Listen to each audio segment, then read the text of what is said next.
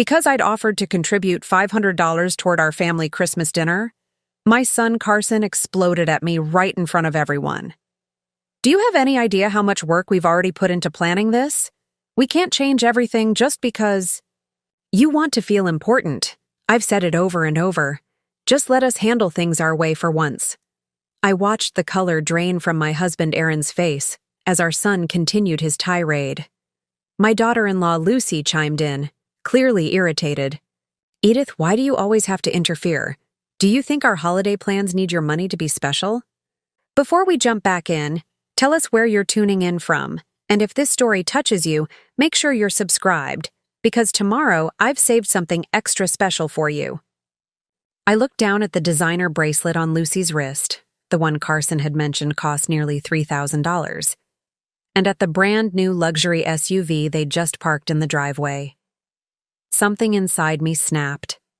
After decades of giving everything to my family, after helping them buy their first house, after babysitting my grandchildren 3 days a week for years without complaint, this was how they treated a simple offer to contribute to Christmas dinner. The living room fell silent as Carson's words hung in the air. Outside the large bay windows of their suburban home, delicate snowflakes had started falling, transforming their perfectly manicured lawn into a winter wonderland. It would have been beautiful if not for the tension that now suffocated the room.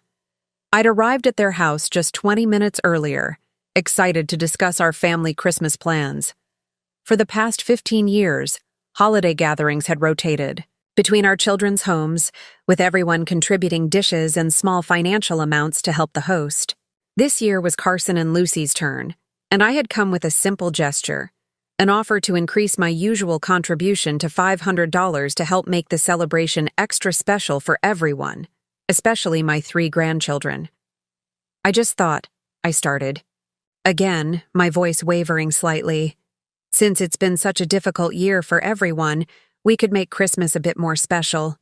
Maybe get some nicer wines or that premium ham you all enjoyed last year? Carson's face darkened further. At 42, my oldest son had his father's strong jaw and my hazel eyes, but the coldness in his expression was something I'd never seen in the mirror. He exchanged a loaded glance with Lucy, who stood by the granite kitchen island, arms crossed defensively over her cashmere sweater. "Mom," he said, his voice dripping with condescension, "we've already ordered everything. Lucy's been planning this dinner for weeks. You can't just waltz in and try to take over with your money." "Take over?" I repeated, genuinely confused. "I'm just trying to help." Lucy stepped forward, her diamond earrings catching the light from their elaborate chandelier, the one I'd helped them pick out when they renovated last spring. "Edith, we appreciate the thought, but we don't need your financial input. We're perfectly capable of hosting Christmas our way." The emphasis on "our" wasn't subtle. Aaron, my husband of 46 years, shifted uncomfortably on the expensive leather sofa, another item we had contributed to when they were furnishing this house 5 years ago. His weathered hands gripped his knees, knuckles whitening. I could read the plea in his eyes. "Let it go, Edith. Don't make a scene." But something about this moment felt different from all the others I had quietly endured. Perhaps it was the holiday season making me sentimental. Or perhaps it was the realization that I was turning 70 next month and had spent too many years walking on eggshells around my own children. "I'm not trying to take over anything," I said carefully. "I just want to contribute, like we always have." Carson let out an exaggerated sigh. "The thing is, Mom, we're doing things differently this year. We're having a smaller gathering, more intimate."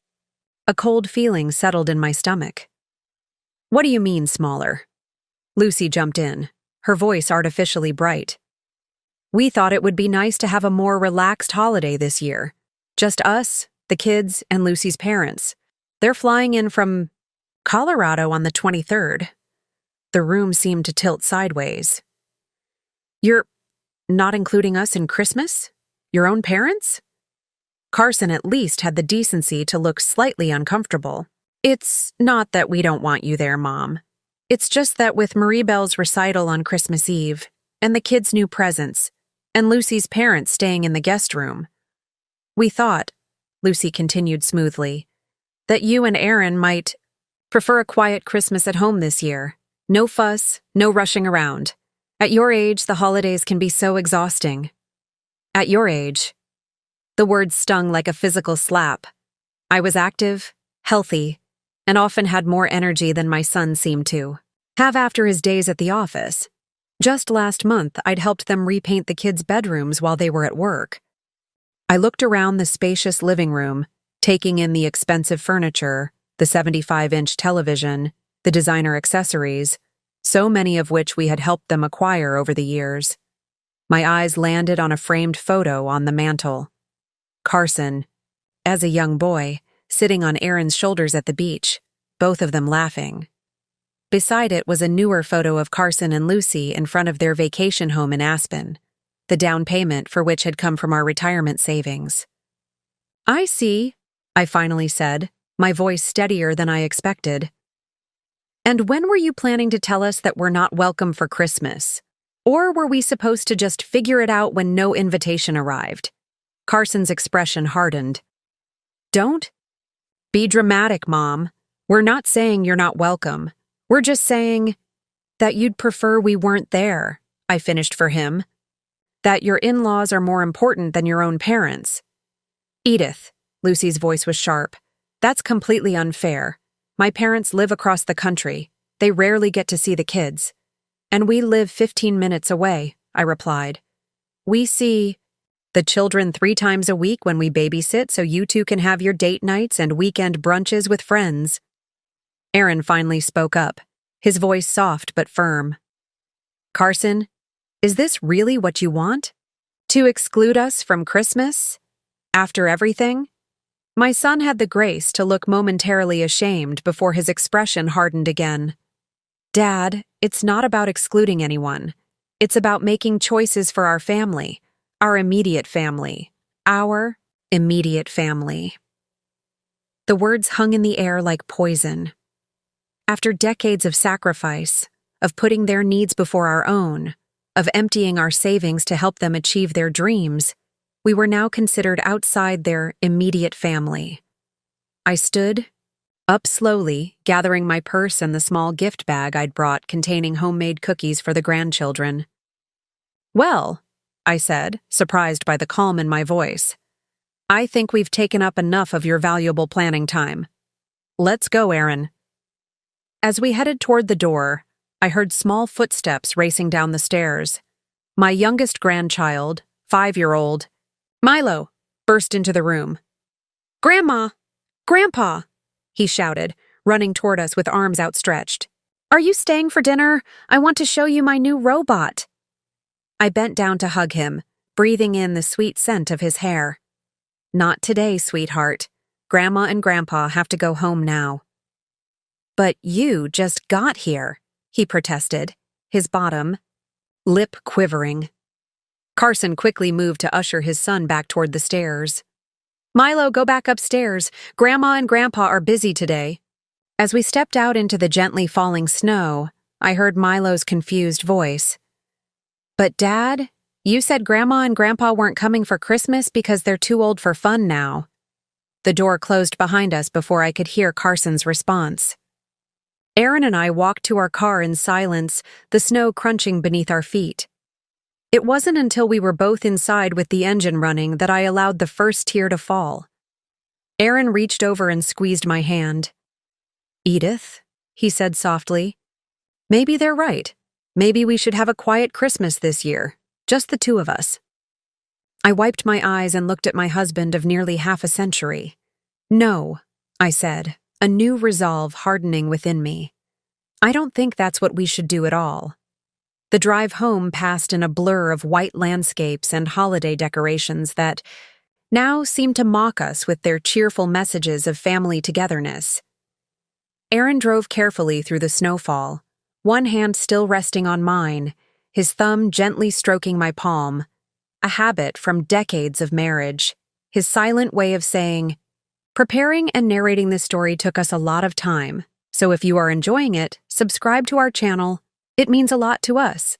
Now back to the story. I'm here, we're together, it will be all right, but would it? As our modest two-story home came into view, I was struck by how different it looked from Carson and Lucy's sprawling residence.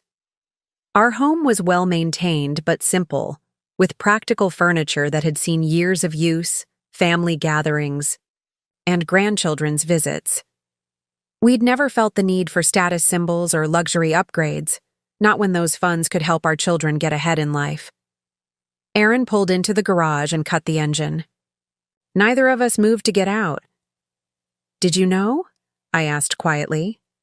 "About Christmas?" He sighed, his breath fogging the cooling car.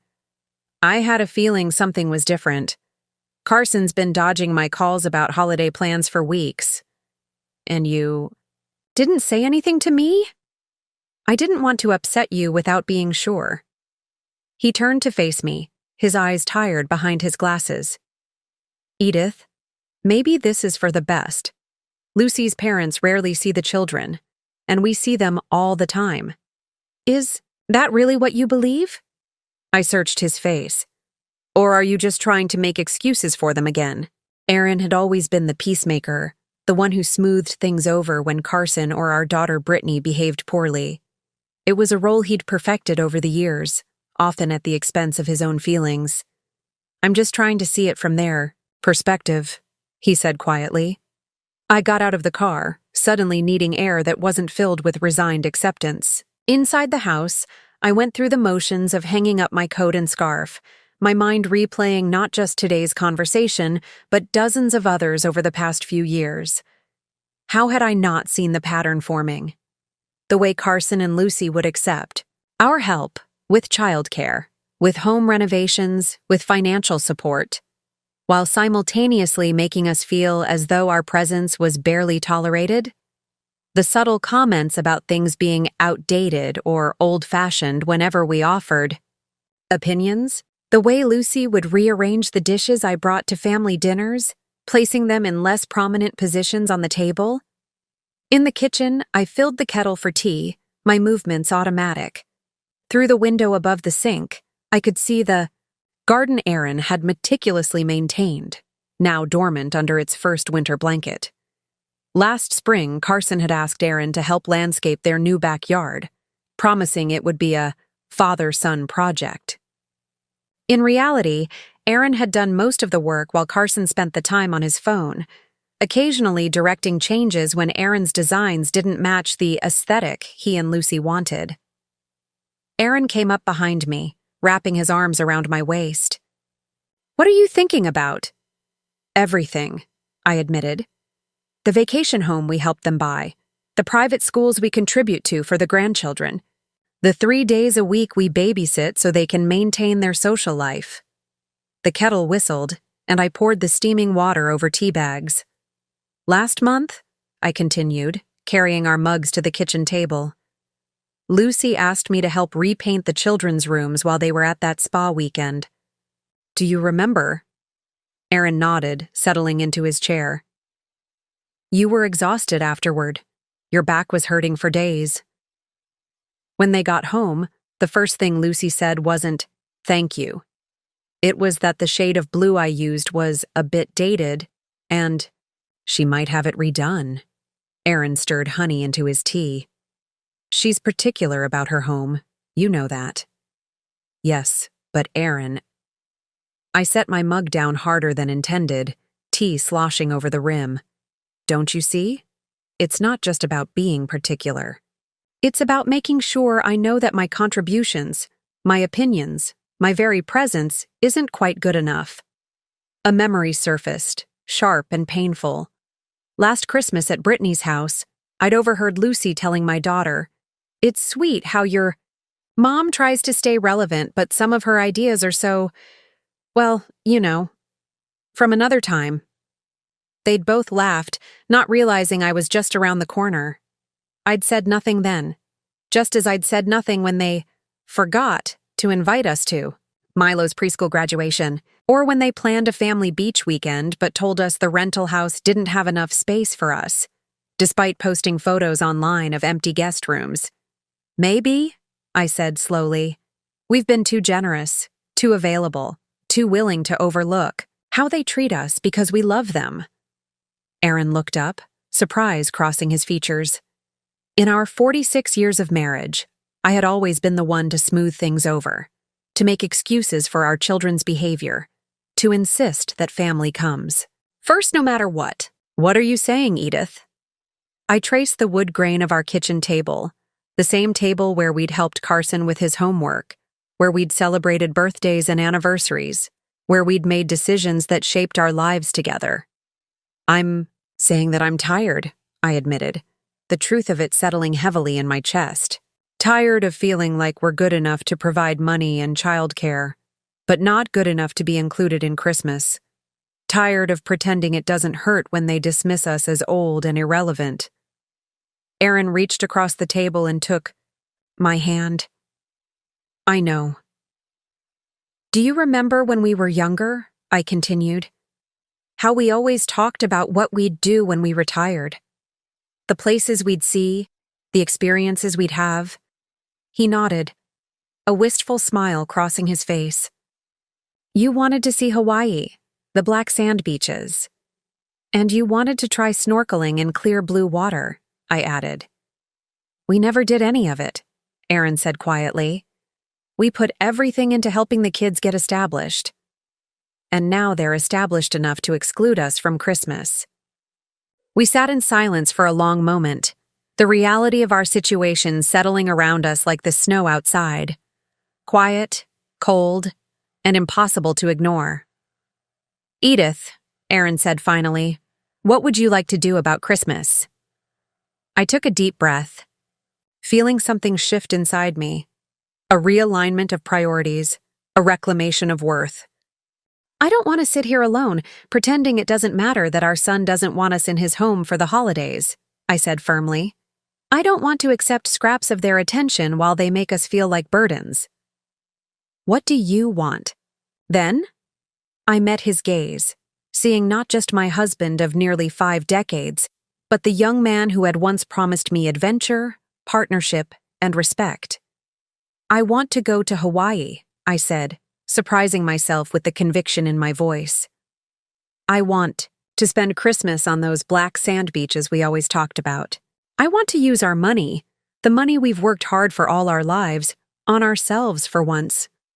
Aaron's eyes widened, but I saw something else there too, a spark of excitement, of possibility. Hawaii, he repeated, testing the word. For Christmas. Yes, I said, growing more certain with each passing second. Let's give ourselves the gift they won't give us, respect for our worth, our choices, our lives. A slow smile spread across Aaron's face, the first real smile I'd seen since we'd arrived at Carson and Lucy's that afternoon. Well, he said, reaching for his laptop on the counter. I suppose we should look at flights. I woke the next morning, with a lightness I hadn't felt in years. Aaron and I had stayed up late, researching flights and accommodations in Hawaii. We'd found a beautiful oceanfront condo on the Big Island with views of both the ocean and Mauna Kea. The black sand beaches I had dreamed of for decades were just a short drive away. The property had a pool, hot tub, and was within walking distance to restaurants and shops. It was perfect and available for the holidays. We'd booked it immediately, along with first-class flights leaving in 2 weeks, just 3 days before Christmas. After 46 years of putting everyone else first, we were finally doing something, just for us. I hummed as I prepared breakfast, the scent of coffee and pancakes filling our cozy kitchen. Aaron came downstairs, his hair still damp from the shower, and wrapped his arms around me from behind. Still set on Hawaii? He asked, his voice warm against my ear. More than ever, I replied, turning to kiss him. Are you? Absolutely. I'm looking forward to seeing you in a swimsuit on those black sand beaches. I laughed, swatting him playfully with the spatula. Careful, Mr. Reynolds. I might have to buy something scandalous just to shock you. The phone rang, interrupting our moment. Aaron checked the caller ID, and his smile faded. It's Brittany. I took a deep breath. We hadn't told either of our children about our Christmas plans yet. Put it on speaker. Aaron pressed the button and set the phone on the counter between us. Good morning, sweetheart. Dad. Mom. I just got off the phone with Carson. Brittany's voice was sharp with accusation. What happened yesterday? He said you stormed out when they tried to explain their Christmas plans. I flipped a pancake, keeping my voice steady. That's not exactly how it happened, Brittany. Well, Lucy is really upset. She says you made her feel terrible about wanting her parents to have a special Christmas with the kids. Aaron and I exchanged glances. Of course they had already started. Spinning the narrative. What Carson and Lucy told us, Aaron explained patiently, is that we're not invited to Christmas this year because they want a smaller gathering with just Lucy's parents. There was a brief silence on the other end. Oh, Brittany finally said. Well, I'm sure they didn't mean it like that. How else could they have meant it? I asked, sliding pancakes onto plates. Mom, you know how Lucy is about her perfect holiday aesthetic, and her parents do live across the country. You and Dad see the kids all the time. I set the spatula down harder than necessary. So that justifies excluding us from Christmas? After everything we've done for them? Don't be dramatic, Brittany replied, echoing her brother's words from yesterday. It's just one holiday. Besides, you could always come to my house. The kids would love to see you. Aaron raised an eyebrow at me. This was the first we'd heard of an invitation to Brittany's. That's very kind of you to offer now, I said carefully. But we've made other plans. What plans? Brittany's surprise was evident. You always spend Christmas with family. Yes, we do, Aaron agreed, when we're invited. Dad, seriously, you're both overreacting.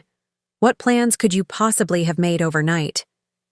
I took a sip of coffee, steeling myself. We're going to Hawaii for Christmas? The silence that followed was so complete I could hear the clock ticking in the living room. Hawaii? Brittany finally sputtered. You can't be serious. We are entirely serious, I replied. We've booked our flights and accommodations. We leave on the 22nd and we'll be back after New Year's. But what about the family? What about the grandchildren? You can't just abandon everyone for Christmas. Aaron leaned closer to the phone. Brittany, we've spent every Christmas for the past 40 years putting everyone else's needs first.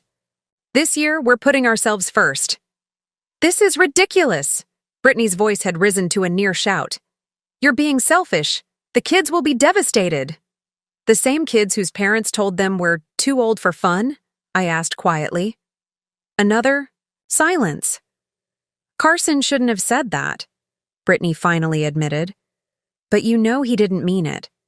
And the kids adore you both. We adore them too, I said. But we've made our decision. We're going to Hawaii. Wait, how are you even affording this? Aren't you always telling us you need to be careful with your retirement savings? The question hit a nerve. For years, we'd been frugal with our own needs and wants, always setting aside money to help our children, with house down payments, private school tuition, expensive summer camps, even Carson's luxury SUV. All while telling ourselves we couldn't afford the trips and experiences we'd dreamed of. We can afford it just fine, Aaron said, an edge to his voice. We're using the money we've set aside for ourselves. But, Brittany paused, and I could almost hear the calculations happening in her head. But what about the kids' summer camp? Deposits? You said you'd help with those again this year. And there it was. Not concern for our happiness, not understanding of our perspective, just worry about the financial impact on her. I said slowly, that it's time for both. You and Carson to start planning your financial futures without automatically assuming our savings are at your disposal. I can't believe this. Brittany's voice had gone cold. One little misunderstanding with Carson and you're punishing all of us, cutting us off, running away to Hawaii instead of acting like responsible grandparents. We've been responsible grandparents and parents for decades, Erin replied. We've given you both everything we could, often at the expense of our own dreams. This isn't punishment, Brittany. This is us finally living our own lives. Well, I hope you're happy with yourselves, she snapped. Enjoy your selfish little vacation while the rest of us try to explain to the children why Grandma and Grandpa don't love them enough to be here for Christmas. The call ended abruptly. Erin and I sat in silence for a moment, our breakfast cooling on the plates before us. That went well, Erin finally said, attempting a smile that didn't quite reach his eyes. I reached across the table and took his hand. Are we doing the right thing? He squeezed my fingers gently. Yes, he said with quiet conviction. We are. What if she's right? What if the grandchildren think we don't love them? Edith, Erin's voice was firm but gentle. We've shown those children nothing but love from the day they were born. One Christmas away won't change that. And maybe, just maybe, our children need to learn that love doesn't mean we stop existing as people with our own needs and dreams. I nodded slowly, the knot in my chest loosening slightly. Hawaii? I said, as if tasting the word. Hawaii, Erin confirmed. Black sand beaches, blue water, and not a single person making us feel like we're too old to matter. As we finished our breakfast, my phone buzzed with text messages. First from Carson, then from Lucy, then from Brittany again. I set the phone aside without reading them. For the first time in years, perhaps decades, I was putting myself first. And despite the guilt tugging at the edges of my resolve, it felt surprisingly, wonderfully right. The next few days passed in a flurry of preparations for our trip. I found myself moving through our home with newfound purpose, sorting through summer clothes long packed away, making lists of essentials we'd need for Hawaii. Erin spent hours researching activities, snorkeling tours, volcano excursions, sunset cruises, with the enthusiasm of a much younger man. Meanwhile, our phones continued to buzz with messages and calls from Carson and Brittany. After that first morning, we'd agreed to let most of them go to voicemail. The few we did answer followed a predictable pattern. Initial guilt-tripping, followed by disbelief about our trip, ending with thinly veiled references to money. I still can't believe you're doing this, Brittany had said during one call. And booking first-class tickets. Do you know what else that money could be used for? What went unspoken but clearly implied was, that money could be used for us. By the third day, I needed space from the constant barrage. After breakfast, I told Erin I was going for a drive. Want company? He asked, looking up from his Hawaiian guidebook. I shook my head. I think I need some time alone to clear my head. He nodded, understanding in his eyes. Drive safely. The roads might still be icy. Outside, the December air was crisp and cold, the sky a brilliant blue after days of snowfall. I backed out of our driveway, with no particular destination in mind. I just drove, taking familiar streets through our small town, past the elementary school where both Carson and Brittany had attended, past the park where I'd pushed them on swings and watched them climb jungle gyms. So many memories, so many years of putting their needs, their happiness, their futures first. Eventually, I found myself pulling into the parking lot of Lakeside Gardens, a small botanical garden and tea room at the edge of town. Erin and I had our first date here, 48 years ago. He'd been so nervous he'd spilled tea on his new shirt. I'd found it endearing. The gardens were mostly dormant now, winter having stripped the trees and shrubs of their glory, but the tea room was open year-round.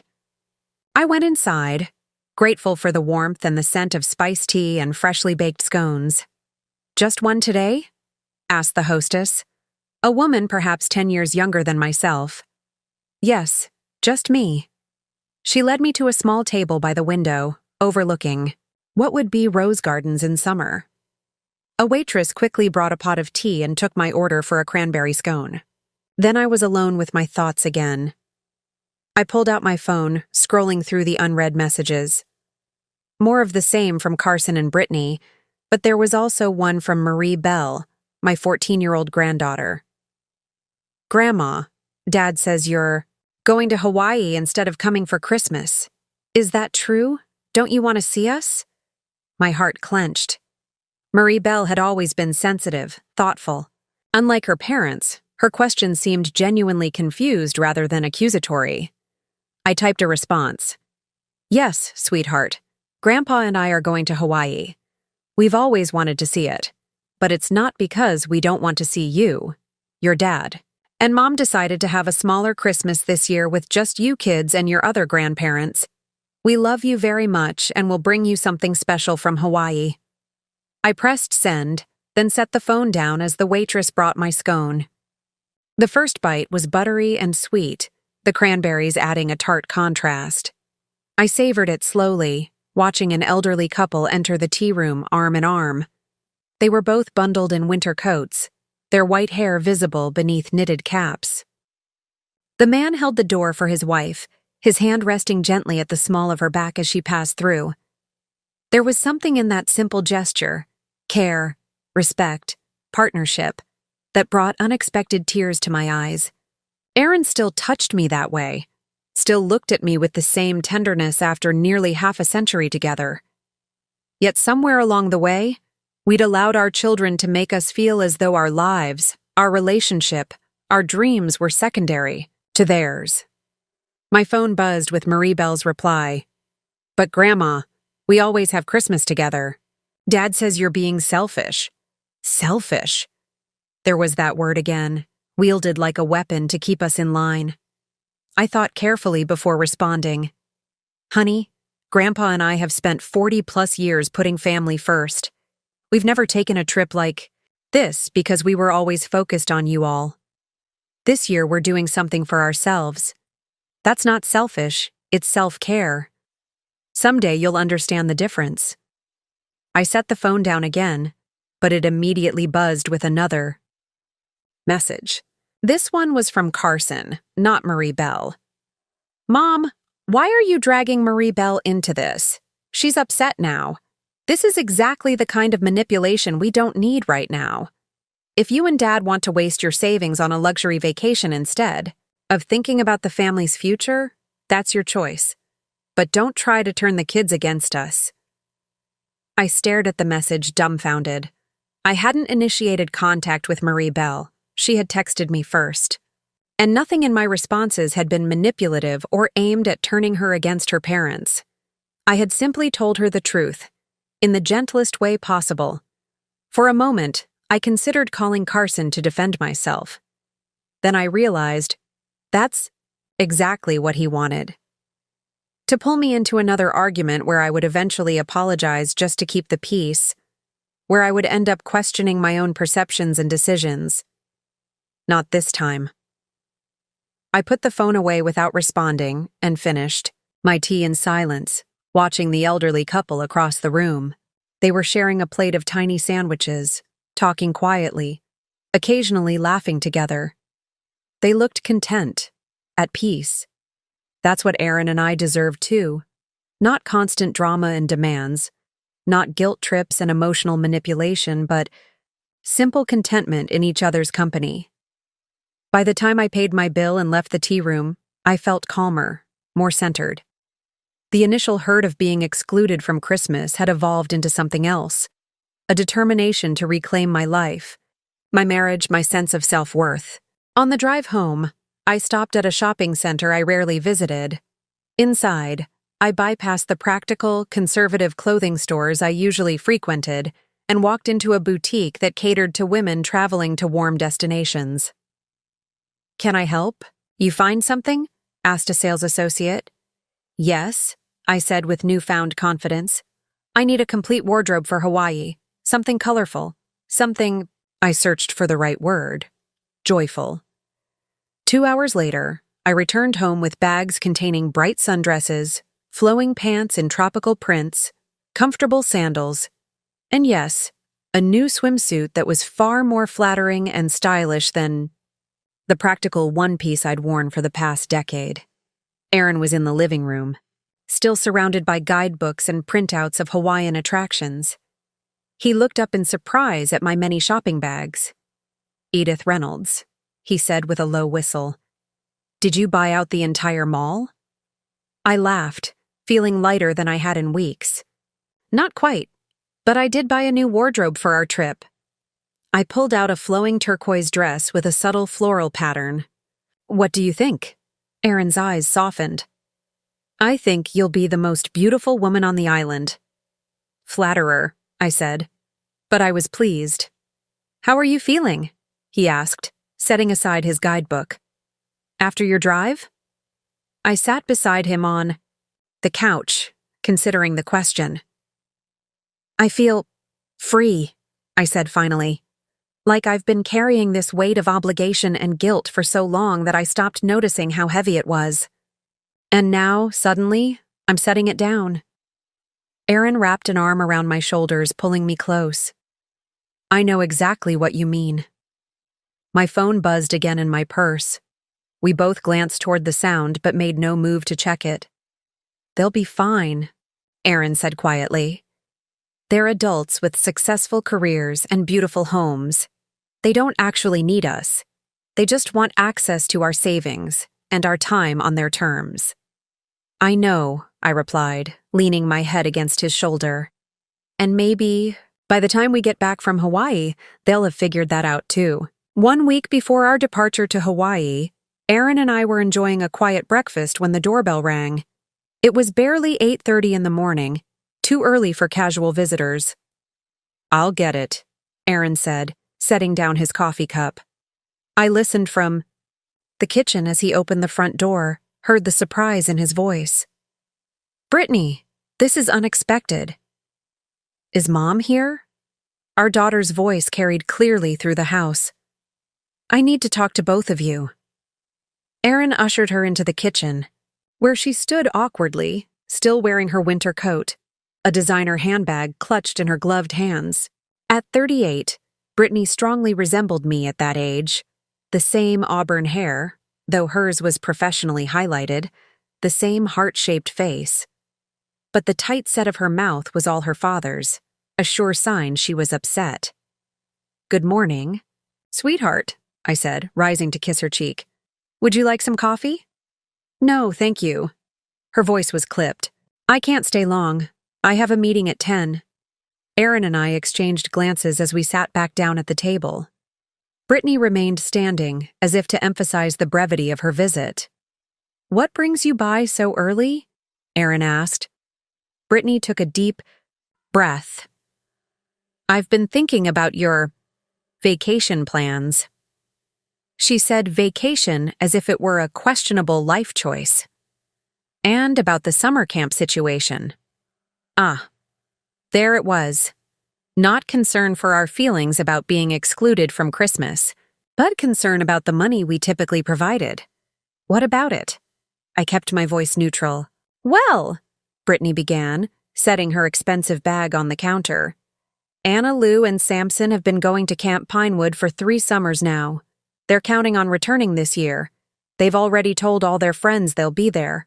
I nodded.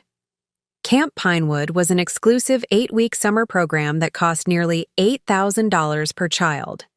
For the past 3 years, we had covered half the cost for each grandchild. "I've already submitted their applications," Brittany continued, "with the understanding that you'd be contributing as usual. The deposits are due next week." "I see," I said carefully. "And what does this have to do with our trip to Hawaii?" Brittany's expression tightened further. "Mom, be reasonable. You know how much you're spending on this impulsive vacation. First class, flights, oceanfront accommodations over the holidays. That's easily what you'd normally contribute to the children's camp. So you think we should cancel our trip to pay for summer camp?" Aaron's voice had an edge to it I rarely heard. "I think," Brittany said slowly, as if explaining something to a child, "that you're making a rash decision based on one misunderstanding with Carson. And that decision is affecting more than just Christmas. It's affecting your grandchildren's summer plans." I took a sip of my now cooling coffee, using the moment to gather my thoughts. This wasn't really about Camp Pinewood, just as Carson's outburst hadn't really been about my offer to contribute to Christmas dinner. This was about our children's expectations that our time, energy, and money existed primarily to serve their needs. Brittany, I said finally, we're not canceling our trip, and we're not automatically covering camp costs this year. Her face flushed. So you are punishing the children for Carson's mistake. No one is being punished, Erin interjected. We're simply making different choices this year, choices that prioritize our own happiness for once. This is so selfish, Brittany said, echoing the accusation she'd made over the phone. After everything we've done for you, everything you've done for us, I repeated, genuinely confused. What exactly have you done for us, Brittany? She blinked, momentarily thrown off balance. Well, we include you in all our family events. We bring the children to visit every other weekend. Last month, Samson helped Dad rake leaves. You mean when you dropped Samson off for us to babysit? While you went shopping and he helped for 10 minutes before going inside to play video games? Erin clarified. Brittany's flush deepened. That's not fair. The kids love spending time with you. And we love them, I assured her. But that's not the same as you doing things for us. When was the last time you helped us with anything? When was the last time you considered our feelings before making family plans? She opened her mouth, then closed it again, clearly searching for examples and coming up short. The truth is, Erin continued gently, we've spent decades centering our lives around your needs and Carson's. We've given you down payments for houses, contributed to private schools and camps, provided free childcare whenever you've asked. And we've done it all gladly, because we love you. But somewhere along the way, I added, you both started acting as if that's simply what we owe. You. As if our purpose is to support your lifestyle and be available whenever it's convenient for you. That's not true, Brittany protested, but her voice lacked conviction. Isn't it? I reached for the calendar hanging on our refrigerator. Let's look at just last month. You called on the 3rd asking us to take Anna Lou to her dance recital because you had a work event. On the 7th, you asked us to babysit last minute so you and Thomas could attend a dinner party. On the 12th, you dropped off both kids for the entire weekend because you and Thomas wanted a getaway. That's what grandparents do, Brittany insisted. They help out with the grandchildren. Yes, they do, Erin agreed, but not at the expense of their own lives and happiness. Not when that help is expected rather than appreciated. Brittany's expression hardened. So, this is it? You're just checking out? Abandoning your responsibilities to fly off to Hawaii? I felt a flash of anger, quickly followed by sadness. How had we raised children who viewed our desire for joy and fulfillment as abandonment? Who saw us not as individuals with our own dreams and needs, but as resources to be utilized? We're not checking out, I said firmly. We're reclaiming our right to make choices for ourselves. We've earned that right, Brittany. And what about Camp Pinewood? She asked. What am I supposed to tell the kids? You could tell them the truth, Erin suggested. That Grandma and Grandpa have decided to take a special trip this year, and that means the family budget needs adjusting. Or, I added, you could simply pay the full amount yourselves. You and Thomas both have successful careers. The money? Carson's new house renovation? The kitchen alone cost more than our entire Hawaii trip. Brittany's jaw tightened. That's different. Their house is an investment. And our trip is an investment too, I replied.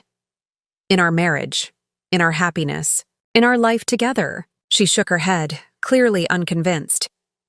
I need to go. I'll be late for my meeting.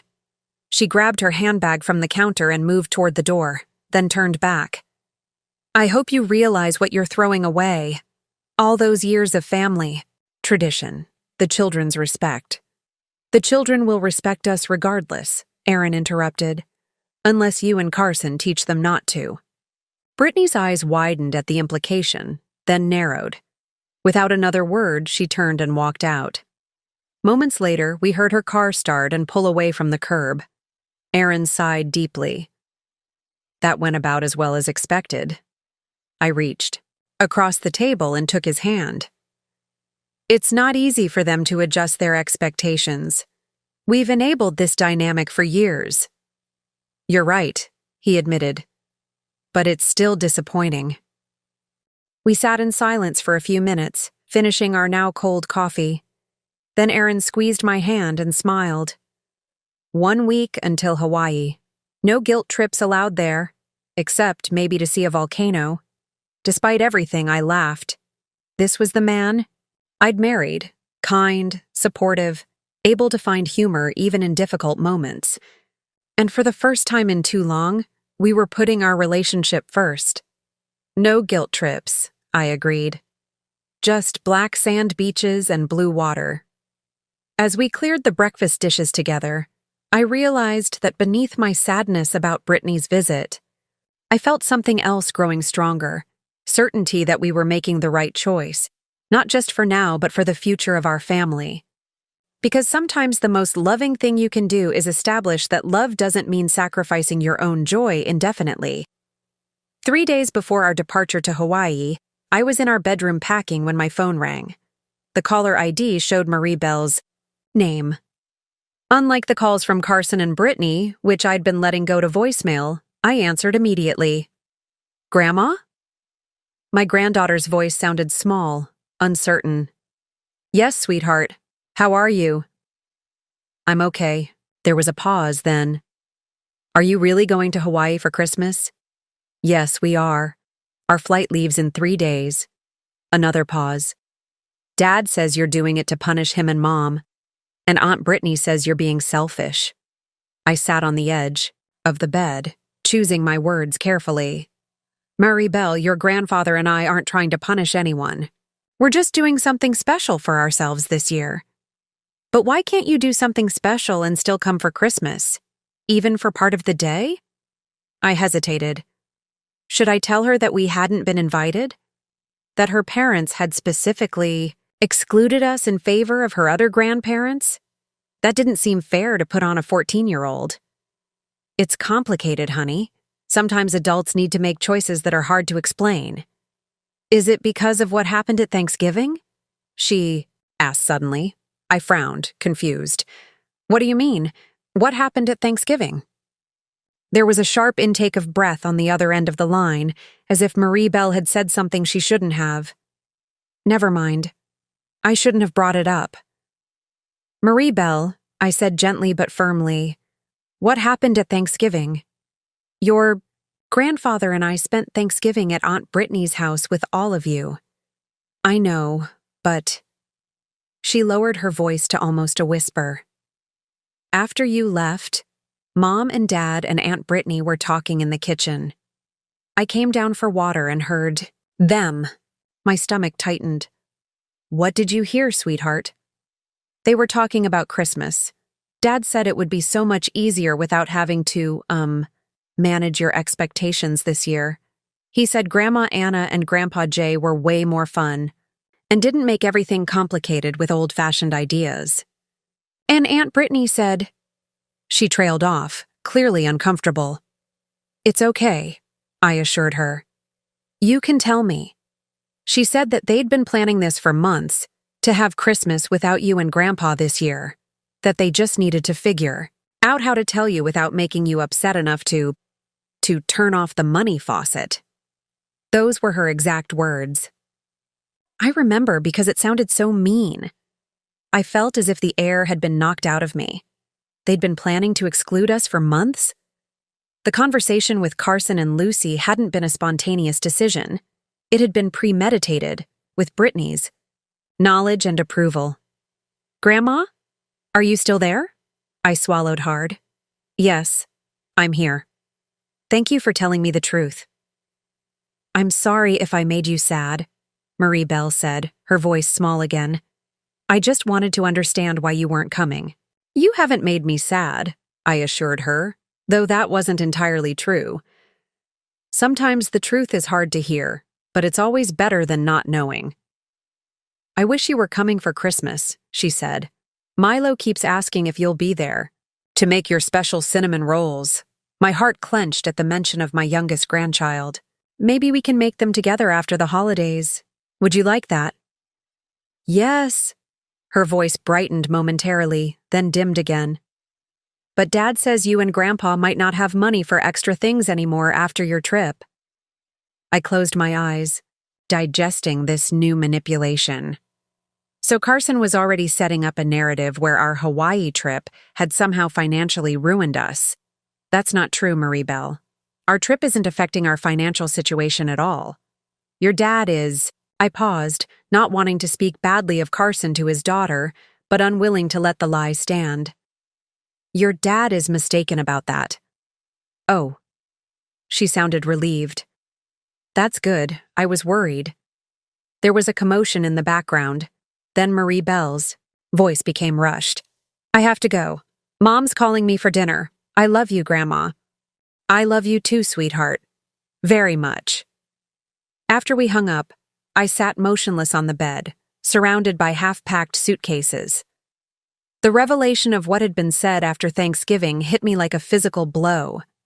Not just the exclusion from Christmas, but the calculated way they discussed it, the contempt in their words, the reference to us as a money faucet.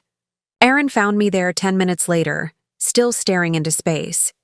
Edith, are you all right? I looked up at him, my husband of nearly half a century, the man who had stood beside me through every joy and hardship, the man who was being mocked and dismissed by our own children behind his back. Marie Belle just called, I said, my voice surprisingly steady. She overheard something at Thanksgiving. I relayed the conversation, watching Aaron's expression shift from concern to hurt to a resigned sort of anger. So they've been planning this all along, he said when I finished. The confrontation at their house, the smaller gathering excuse. It was all just a way to get what they wanted without jeopardizing the financial support. Exactly. And now they're telling the grandchildren that our trip will leave us broke, probably to prepare them for when they cut back on the money they've come to expect from us. Aaron sat beside me on the bed, taking my hand in his. Are you having second thoughts? About Hawaii? No, I said firmly. If anything, this makes me more certain we're doing the right thing.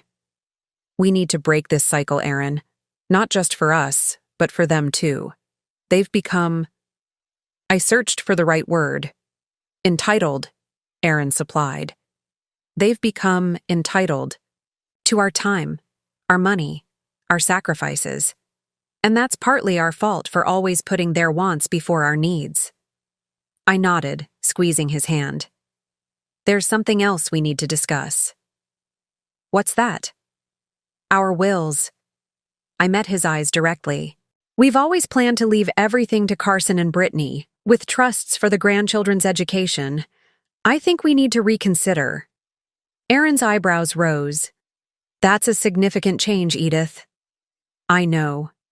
But hearing how they talk about us when we're not there, learning that they view us primarily as a source of funding rather than as parents who deserve respect and consideration, it changes things. He was quiet for a moment, considering, what are you thinking instead? I'm thinking we need to protect ourselves first.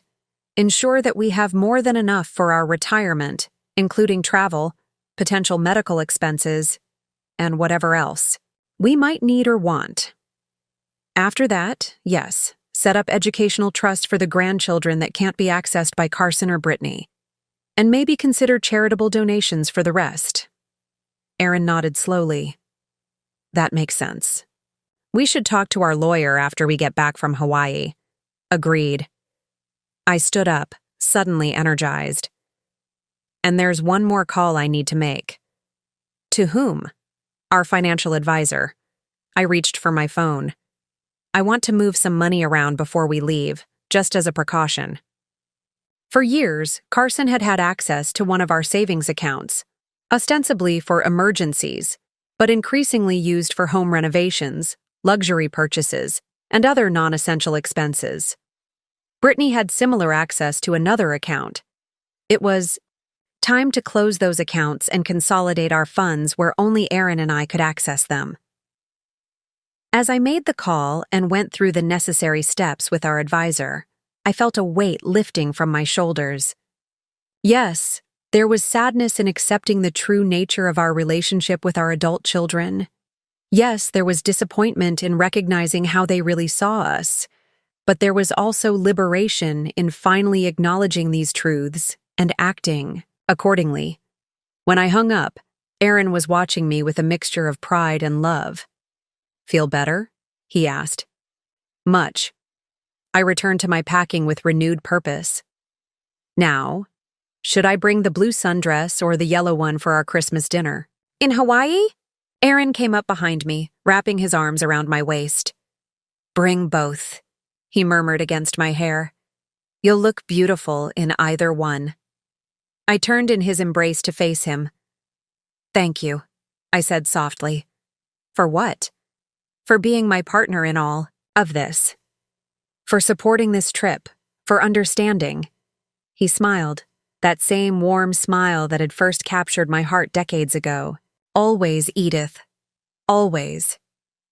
As we finished packing together, discussing snorkeling gear and sunscreen, I realized that whatever happened with Carson and Brittany, whether they eventually came to understand our perspective or not, Aaron and I would be okay. More than okay.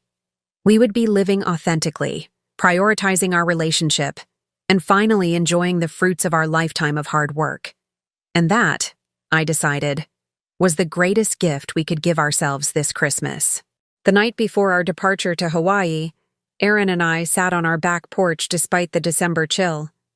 We'd wrapped ourselves in thick blankets, steaming mugs of hot chocolate warming our hands as we gazed at the stars visible through gaps in the clouds. The neighborhood was quiet, most houses already decorated for Christmas with twinkling lights and festive displays.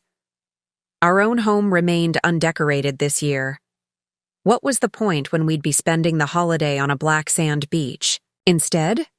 "Penny for your thoughts," Aaron said, breaking our comfortable silence.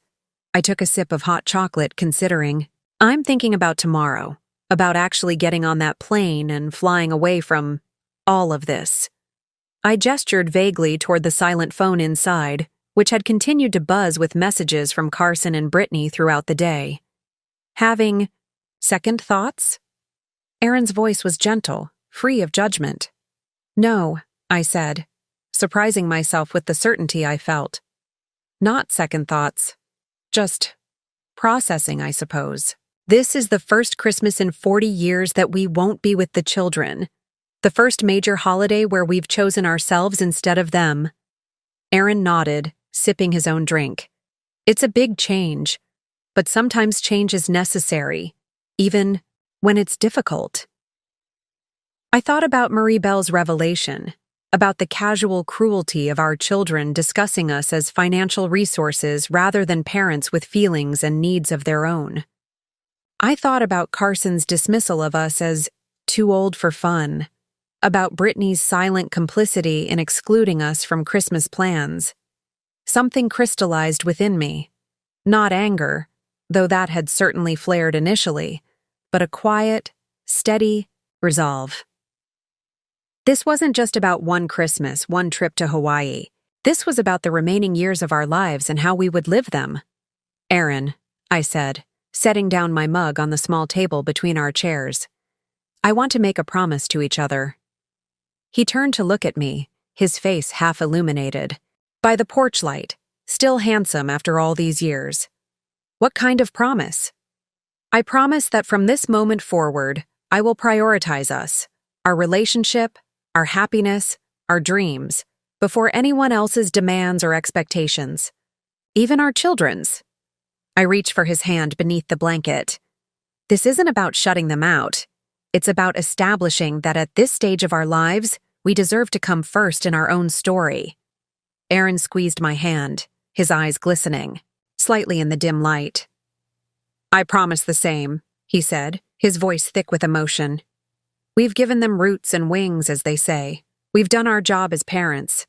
Now it's time to remember that we're not just parents. We're Edith and Aaron, two people who chose each other long before they came along. Exactly. I felt something tight in my chest finally release, a tension I hadn't fully recognized until this moment. We'll still love them, still be there for genuine needs. But no more sacrificing our joy, our time, our resources just to accommodate their whims. No more dropping everything because Lucy decided the playroom needs repainting on a weekend we had plans, Aaron added. No more canceling our dinner reservations because Brittany suddenly needs a babysitter for a party she's known about for weeks, I continued. And no more pretending it doesn't hurt when they dismiss our opinions or exclude us from family decisions. I nodded, suddenly understanding something I hadn't fully grasped before. You know, this isn't just for us, it's for them too in a way. Aaron raised an eyebrow. How do you figure? We've enabled their behavior for years, decades really. Always giving in, always saying yes, always providing whatever they asked for without expecting basic consideration in return. That's not healthy for anyone. Not for us, and not for them either. You think they'll eventually see it that way? Aaron's tone suggested skepticism. I shrugged. Maybe, maybe not. But that's not really the point, is it? We're not doing this to teach them a lesson. We're doing it because it's what we need. Aaron was quiet for a moment, then nodded slowly. You're right. Whatever comes from this, whether they eventually understand and respect our position, or whether they simply adjust to a new normal where we're not at their constant disposal, we're doing this for ourselves, not for their reaction. Exactly. I picked up my mug again, taking a small sip of the cooling chocolate.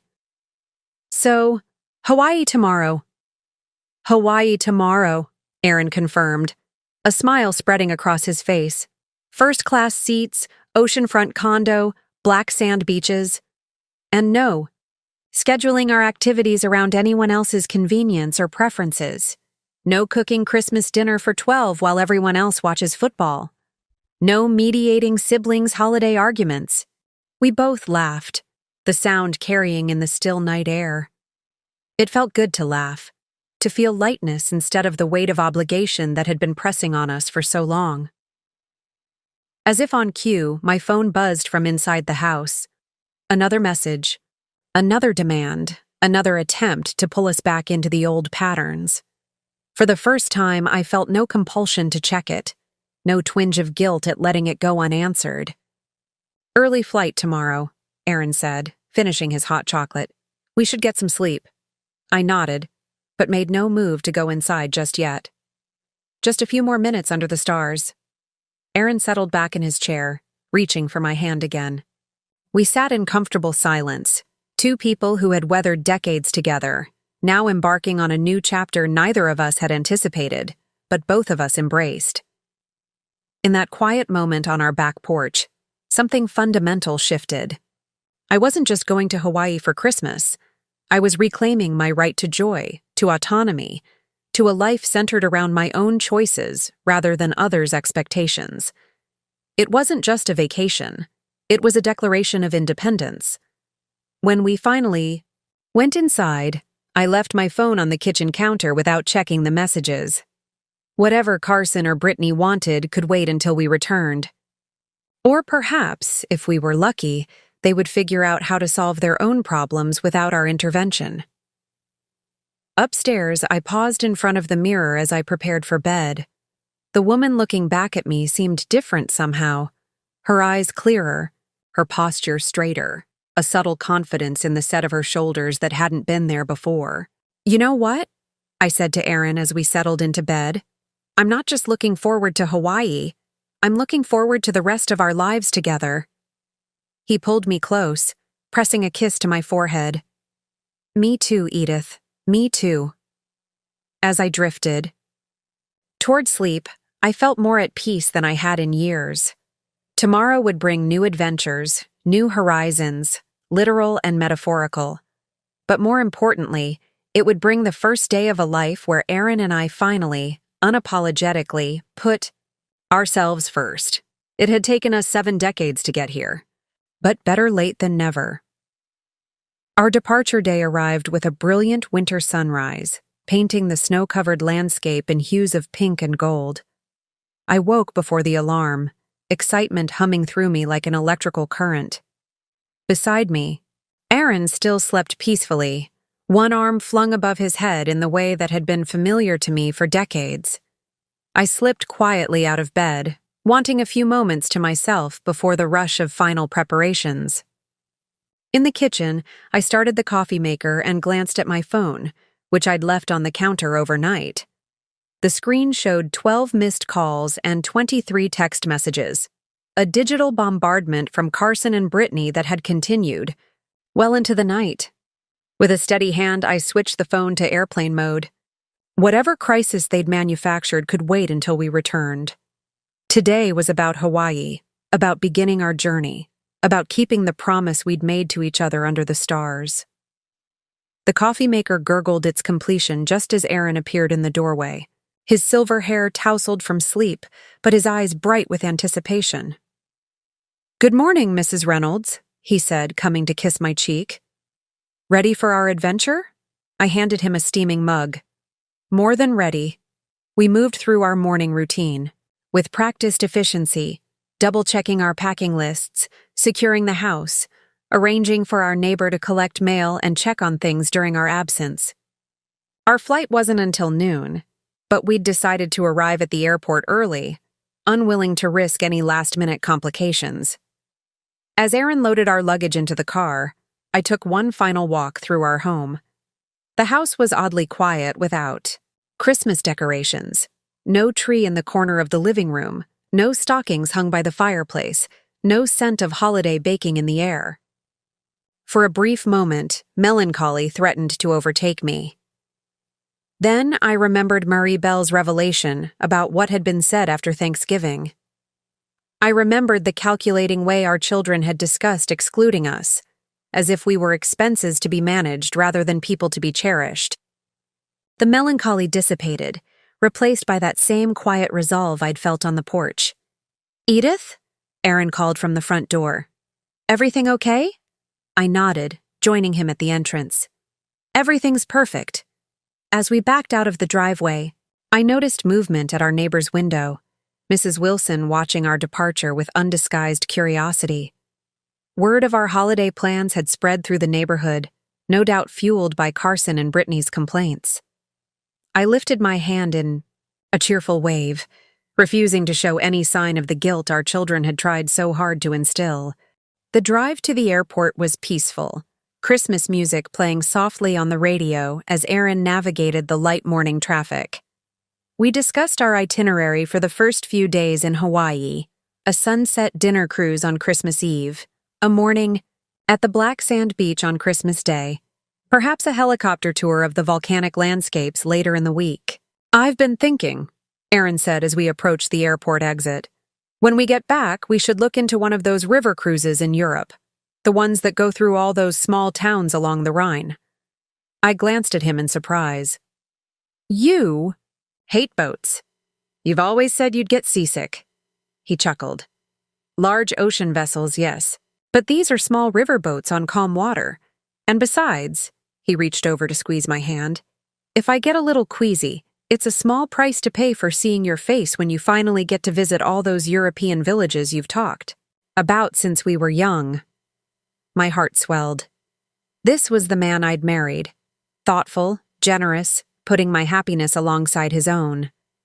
How had I allowed our children to make me forget, even briefly, what a gift that was? "I'd love that," I said simply. The airport was busy with holiday travelers, but our first-class tickets granted us access to a separate check-in counter with no line. The attendant who processed our boarding passes was cheerful and efficient. "Hawaii. For Christmas," she commented, scanning our documentation. "What a wonderful idea! I've always wanted to do that." "It's our first time," Aaron told her. "We've been waiting nearly 50 years for this trip." She looked up in surprise. 50 years? That's quite a wait." "Life gets busy," I said with a small smile. "Children, careers, responsibilities.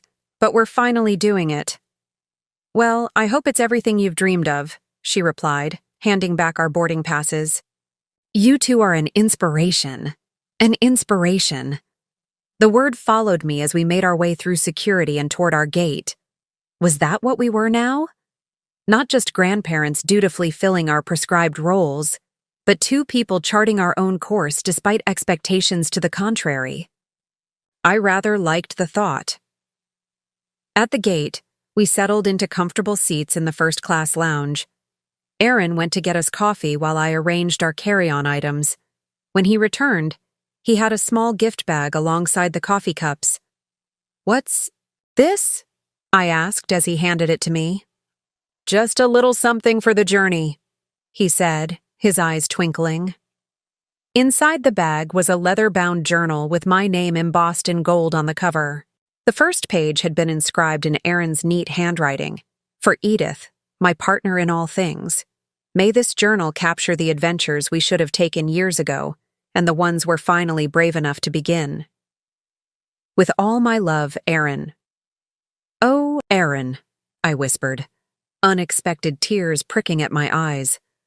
"I thought you might want to document this trip," he said. "Maybe even turn it into something more. A blog or one of those travel journals you've always admired." Once again, I was struck by how well he knew me, how he remembered dreams I'd mentioned in passing years ago. How different from our children, who barely seemed to see us as people separate from our usefulness to them. "It's perfect," I said, leaning over to kiss him softly. "Thank you." As our boarding time approached, I felt my phone vibrate in my purse. I'd forgotten to turn it completely off after switching to airplane mode earlier.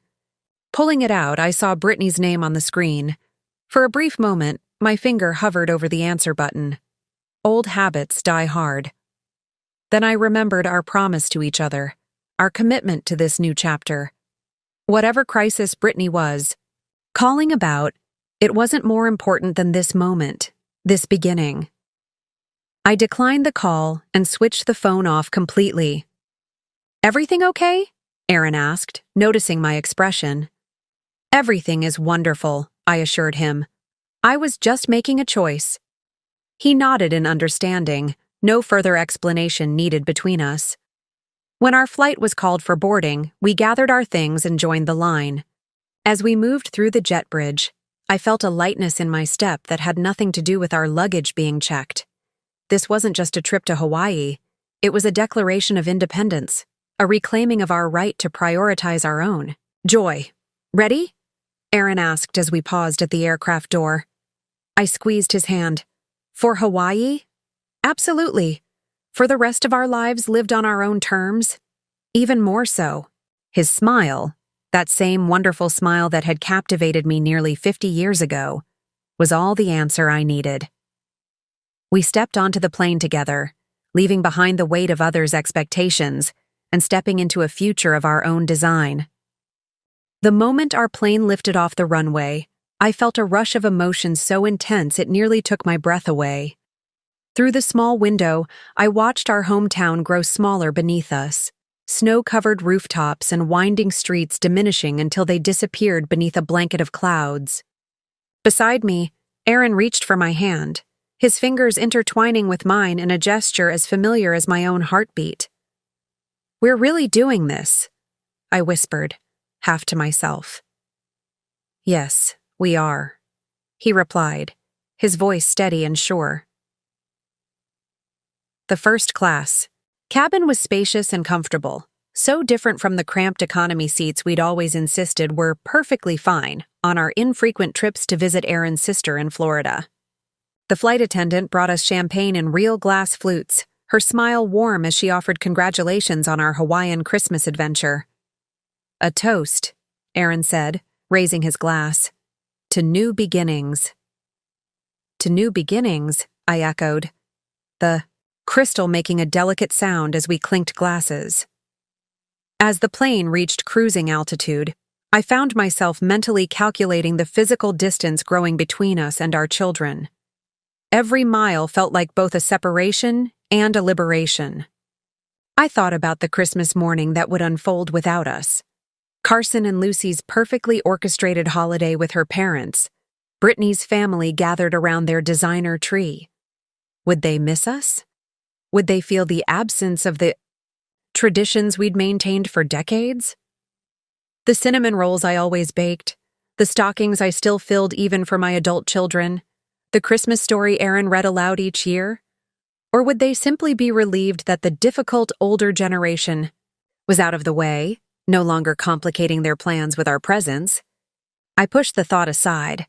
This trip wasn't about them. It was about us, about the black sand beaches I'd dreamed of walking along, about Aaron finally getting to snorkel in clear blue waters, about experiencing a Christmas defined by joy rather than obligation.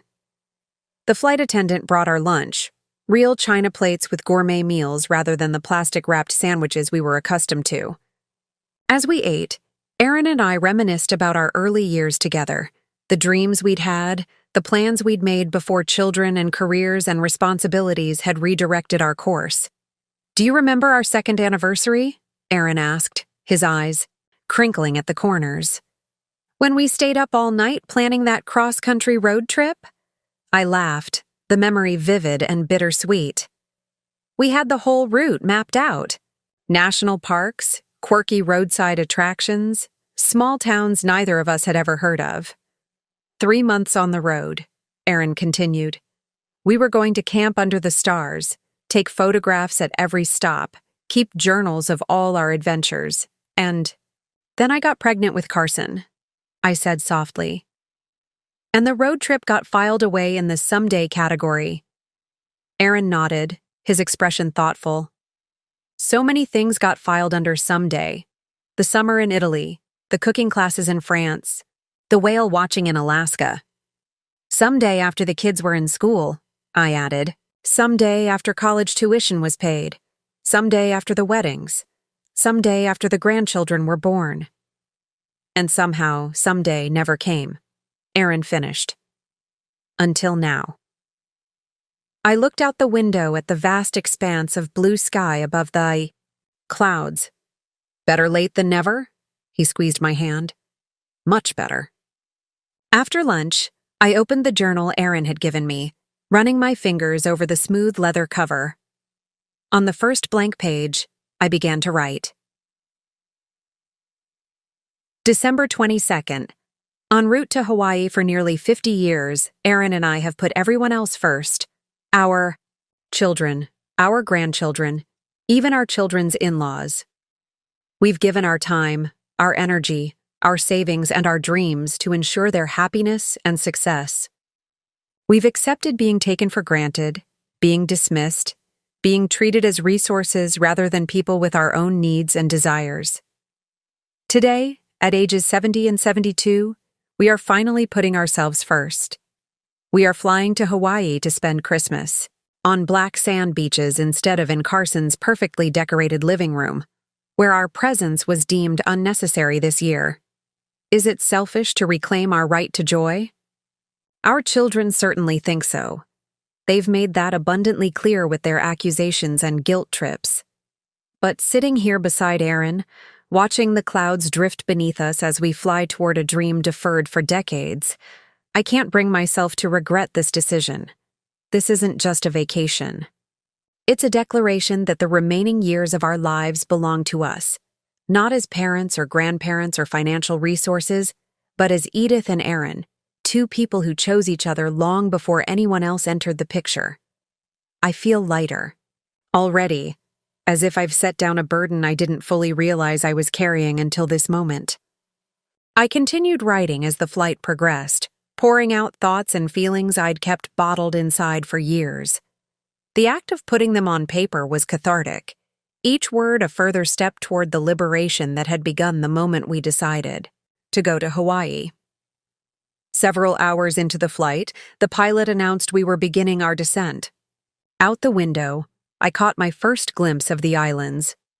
Emerald green mountains rising from a sapphire sea, wispy clouds clinging to volcanic peaks, shorelines edged with white sand beaches. The sight was so breathtaking that tears sprang to my eyes. "Oh, Aaron," I whispered, Look at that. He leaned across me to peer out the window, his face lighting up with wonder. It's even more beautiful than the pictures. As the plane descended further, details came into focus. Palm trees swaying in tropical breezes, red-roofed buildings scattered across lush landscapes, roads winding along coastlines that seemed to stretch endlessly into the distance. We should have done this years ago, Aaron said, his voice tinged with both awe and regret. We're doing it now, I reminded him. That's what matters. The landing was smooth, the tropical air warm and fragrant as we deplaned. The Kona airport was open air, so different from the enclosed terminals we were used to.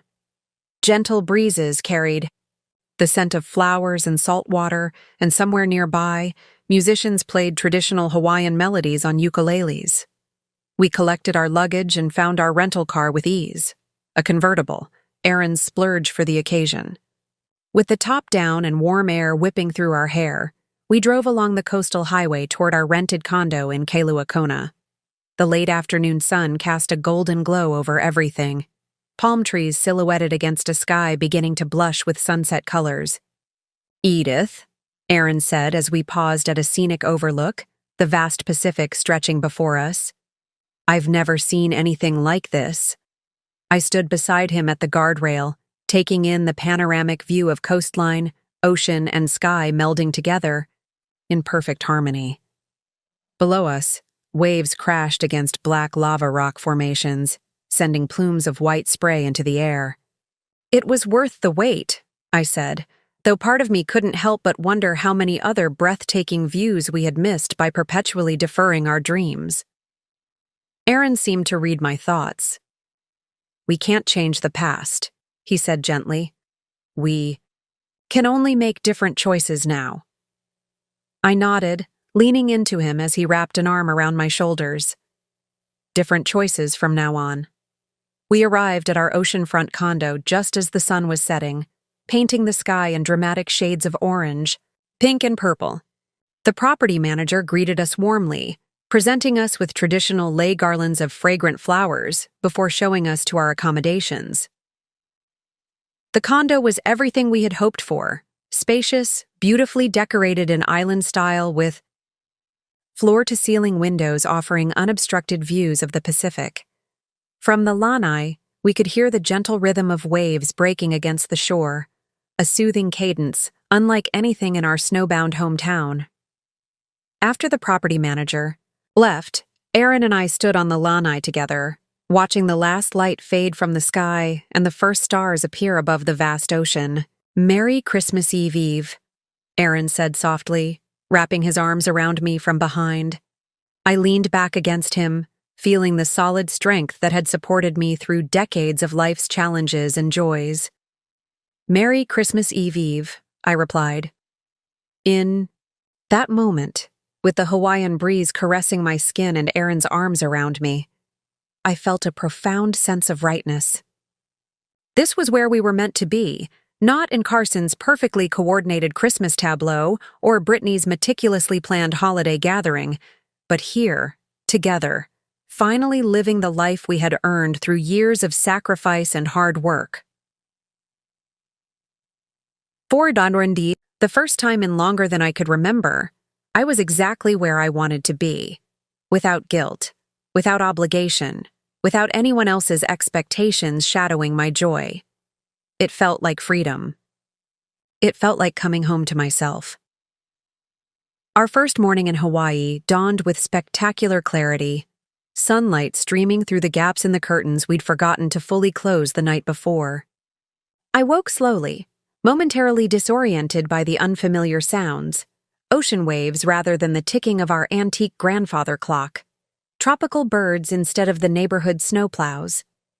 Aaron was already up, and I found him on the lanai with a cup of coffee, gazing out at the ocean.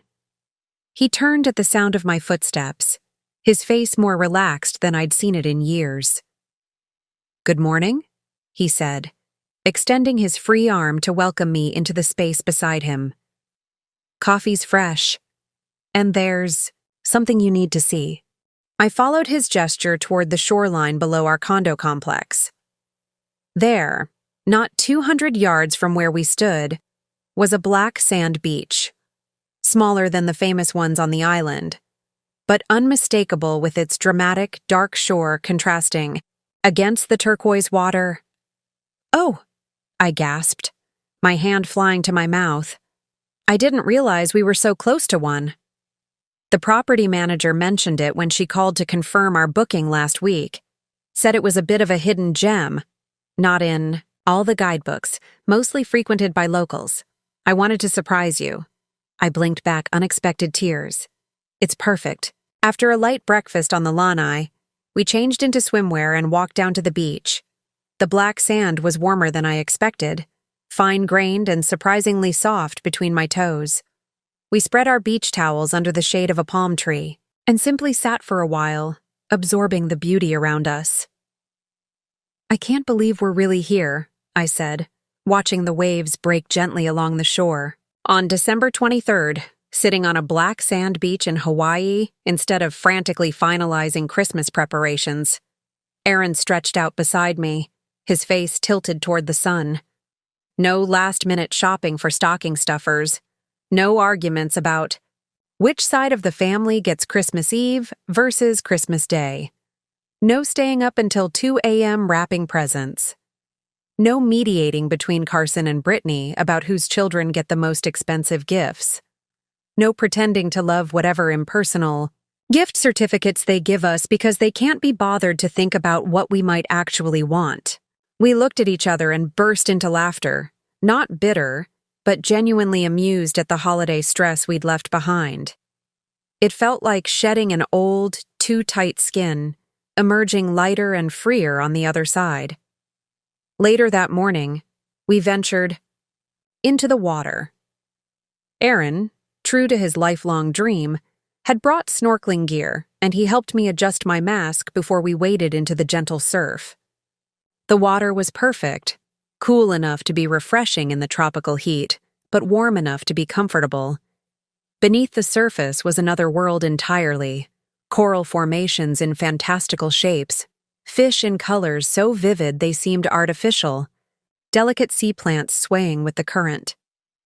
Aaron pointed excitedly at each new discovery, his face transformed with childlike wonder behind his mask. We spent hours exploring, coming back to shore only when hunger finally drove us to seek lunch. At a small beachside cafe, we feasted on fresh poke bowls and tropical fruit, our skins salt-dried and sun-warmed. "I've been thinking," Aaron said as we lingered over cold drinks, "about our discussion before we left, about changing our wills and financial arrangements."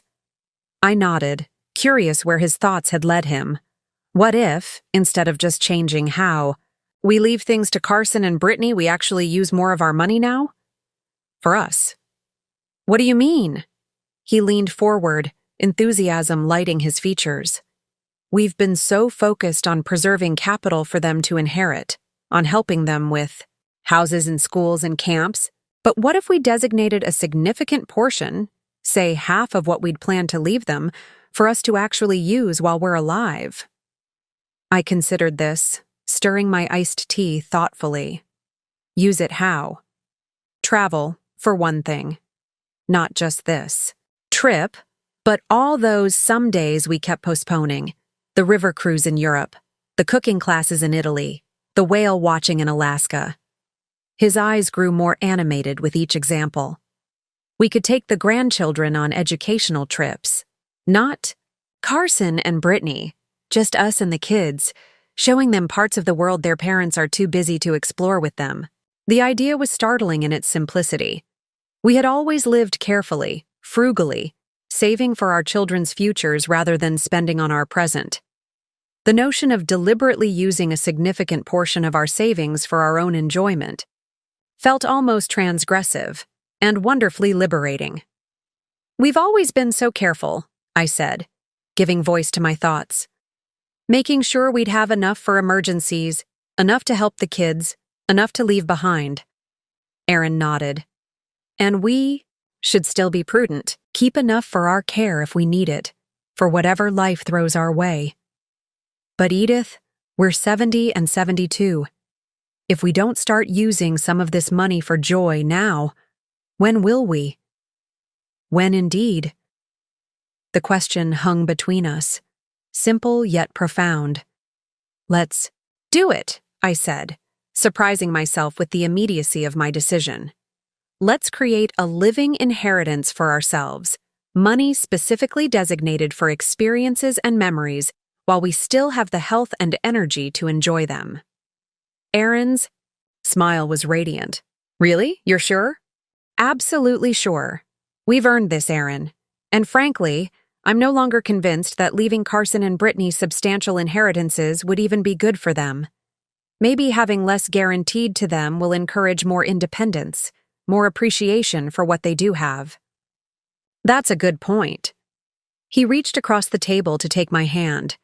So it's decided? When we get home, we'll talk to our financial advisor about creating this fund for ourselves? It's decided. I squeezed his fingers, feeling a surge of excitement at this new direction. But I think we should include Marie Belle and the other grandchildren in our adventures whenever possible. They shouldn't miss out because of their parents' choices. Of course, Aaron agreed readily. Though I suspect Carson and Brittany might try to prevent that once they realize the bank of Mom and Dad is officially closed for regular withdrawals. I shrugged, a new confidence settling over me. They can try, but we're the grandparents, and we have rights too. If they want to deny their children experiences and relationships out of spite, that will be on them. We spent the rest of the afternoon exploring the small town nearest our condo, browsing in shops filled with local artwork, handcrafted jewelry, and island clothing. In one boutique, I tried on a flowing sundress in vibrant tropical colors, so different from the conservative, practical clothes that filled my closet at home. "What do you think?" I asked Aaron, twirling to show how the fabric moved. His eyes softened. "You look beautiful, like you belong here." I studied my reflection in the mirror, barely recognizing the woman looking back at me. She seemed younger, somehow more vibrant. The vivid colors suited my silver hair and brought out warmth in my complexion I hadn't noticed before. "I'll take it," I told the shop assistant. "And that one as well," I added, pointing to a similar style in another tropical print. Aaron raised an eyebrow in pleased surprise. Back home, I would have agonized over buying even one new dress, calculating how many of Brittany's children's piano lessons or Carson's home improvement projects that money could fund instead. Not anymore. That evening, we dined at an open-air restaurant perched on a cliff overlooking the ocean. As the sun set in a blaze of color over the Pacific, turning the sky into a canvas of orange, pink, and gold, a local musician played traditional Hawaiian music on a ukulele. The gentle melody floated around us, mingling with the sound of waves, breaking against the rocks below. "To us," Aaron said, raising his glass of local wine. "And to new foundations." "To us," I echoed, clinking my glass against his. "And to living fully, starting now." As darkness settled over the island and stars emerged in the velvet sky, I felt a profound sense of peace. We were building something new here, not just a vacation, but a new approach to the remaining years of our lives. A foundation based on mutual joy, shared experiences, and the recognition that our time was valuable, our happiness essential. Carson and Brittany would eventually have to adapt to this new reality. They might resist, might attempt to manipulate us back into our former roles as perpetual providers and accommodators. But sitting there with Aaron under the Hawaiian stars, I knew with absolute certainty that we wouldn't yield. We had found our way back to each other and to ourselves. That was a foundation worth protecting at all costs. Christmas Eve in Hawaii dawned with a brilliance that seemed almost surreal. Azure skies, gentle breezes carrying the scent of plumeria, waves breaking in perfect rhythm against the black sand. Beach. I woke early, leaving Aaron still peacefully asleep, and stepped onto our lanai with a cup of fresh coffee. In the distance, I could see boats dotting the horizon, Early morning snorkelers and fishermen already out on the water. A family with young children was setting up on the beach below, their excited voices carrying upward on the breeze. It was so different from the Christmas Eves I had known. No snow, no last-minute wrapping, no frantic preparation for family gatherings. Just peace. Just beauty. Just the present moment. I pulled out my journal and began to write, capturing my impressions of this extraordinary day in paradise. I was so absorbed in my thoughts that I didn't notice the woman approaching on the adjoining lanai until she spoke. "Good morning. You must be our new neighbors for the holiday week." I looked up to see a woman perhaps 10 years younger than myself, her silver-streaked dark hair pulled back in a casual bun, her smile warm and inviting. "Yes, we just arrived yesterday," I replied. "I'm Edith." "Anna," she introduced herself. "My husband Milo and I own this unit. We live in Seattle most of the year but spend a month here every winter." She gestured toward the lounge chair across from mine. "May I join you for a moment?" "Of course," I said, finding myself genuinely pleased at the prospect of company.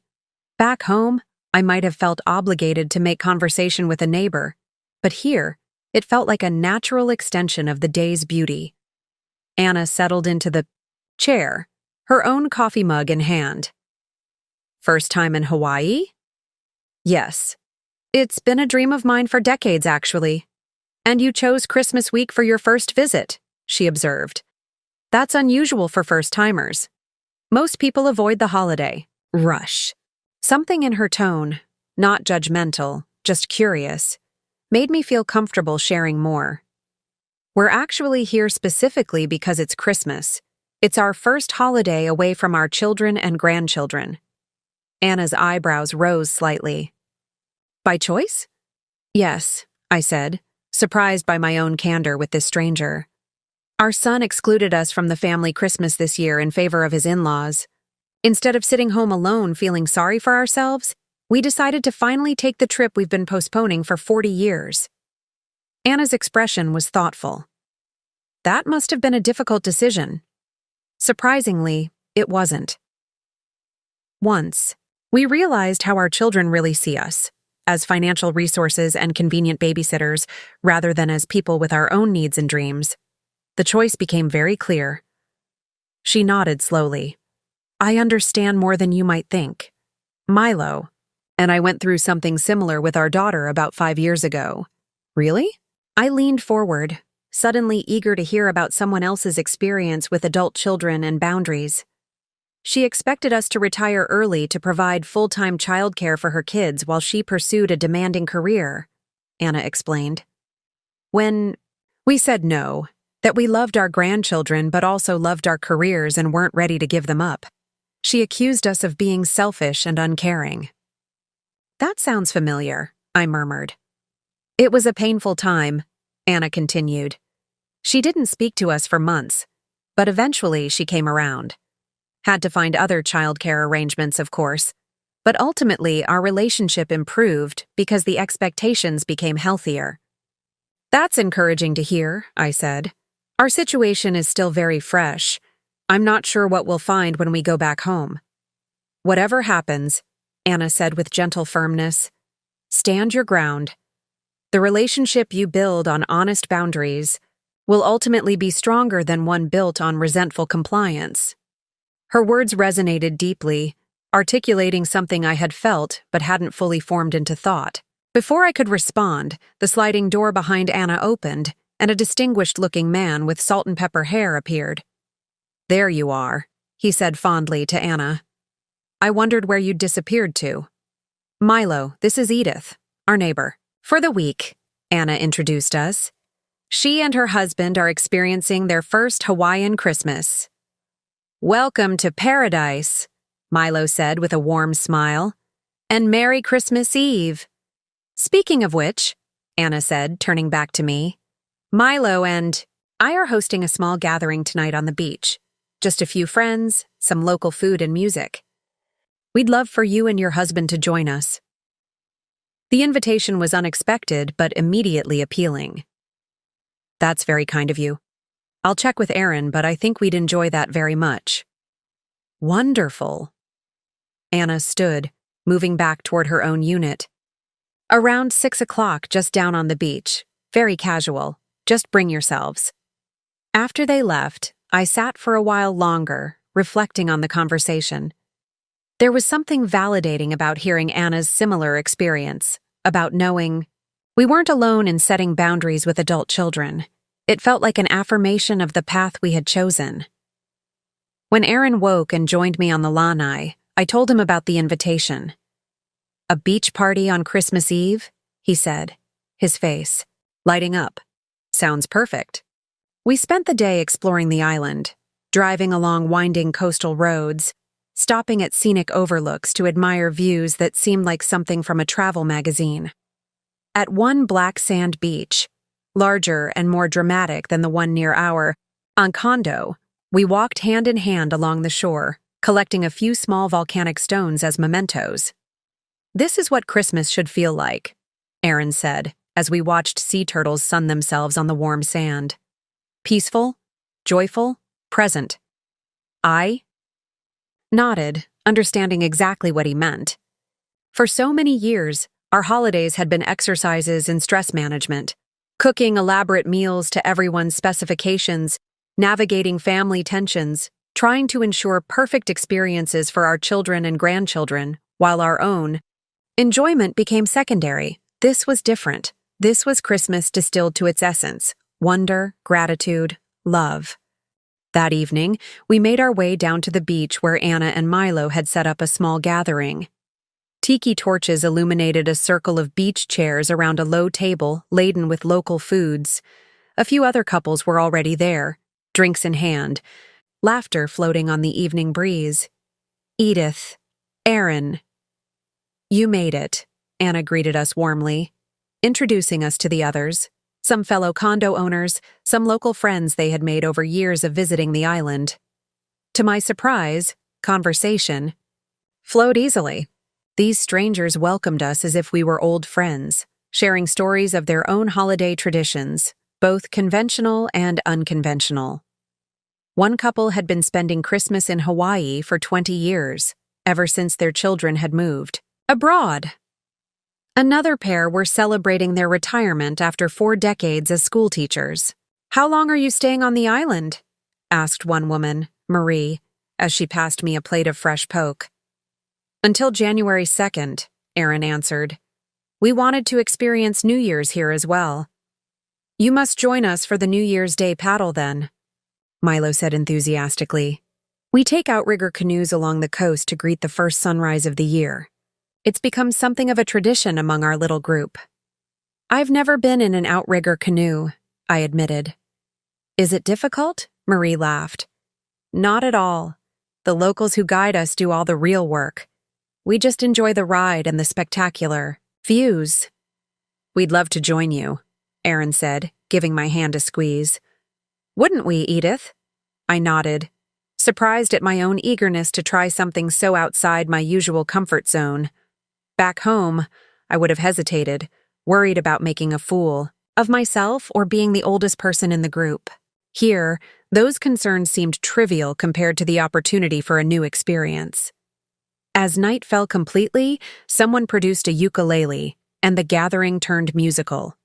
Traditional Hawaiian songs mingled with Christmas carols, creating a unique holiday soundtrack unlike anything I had ever experienced. Beneath a sky ablaze with stars, with the sound of waves providing a gentle backbeat, I found myself singing along, smiling at these new friends who had so warmly incorporated us into their celebrations.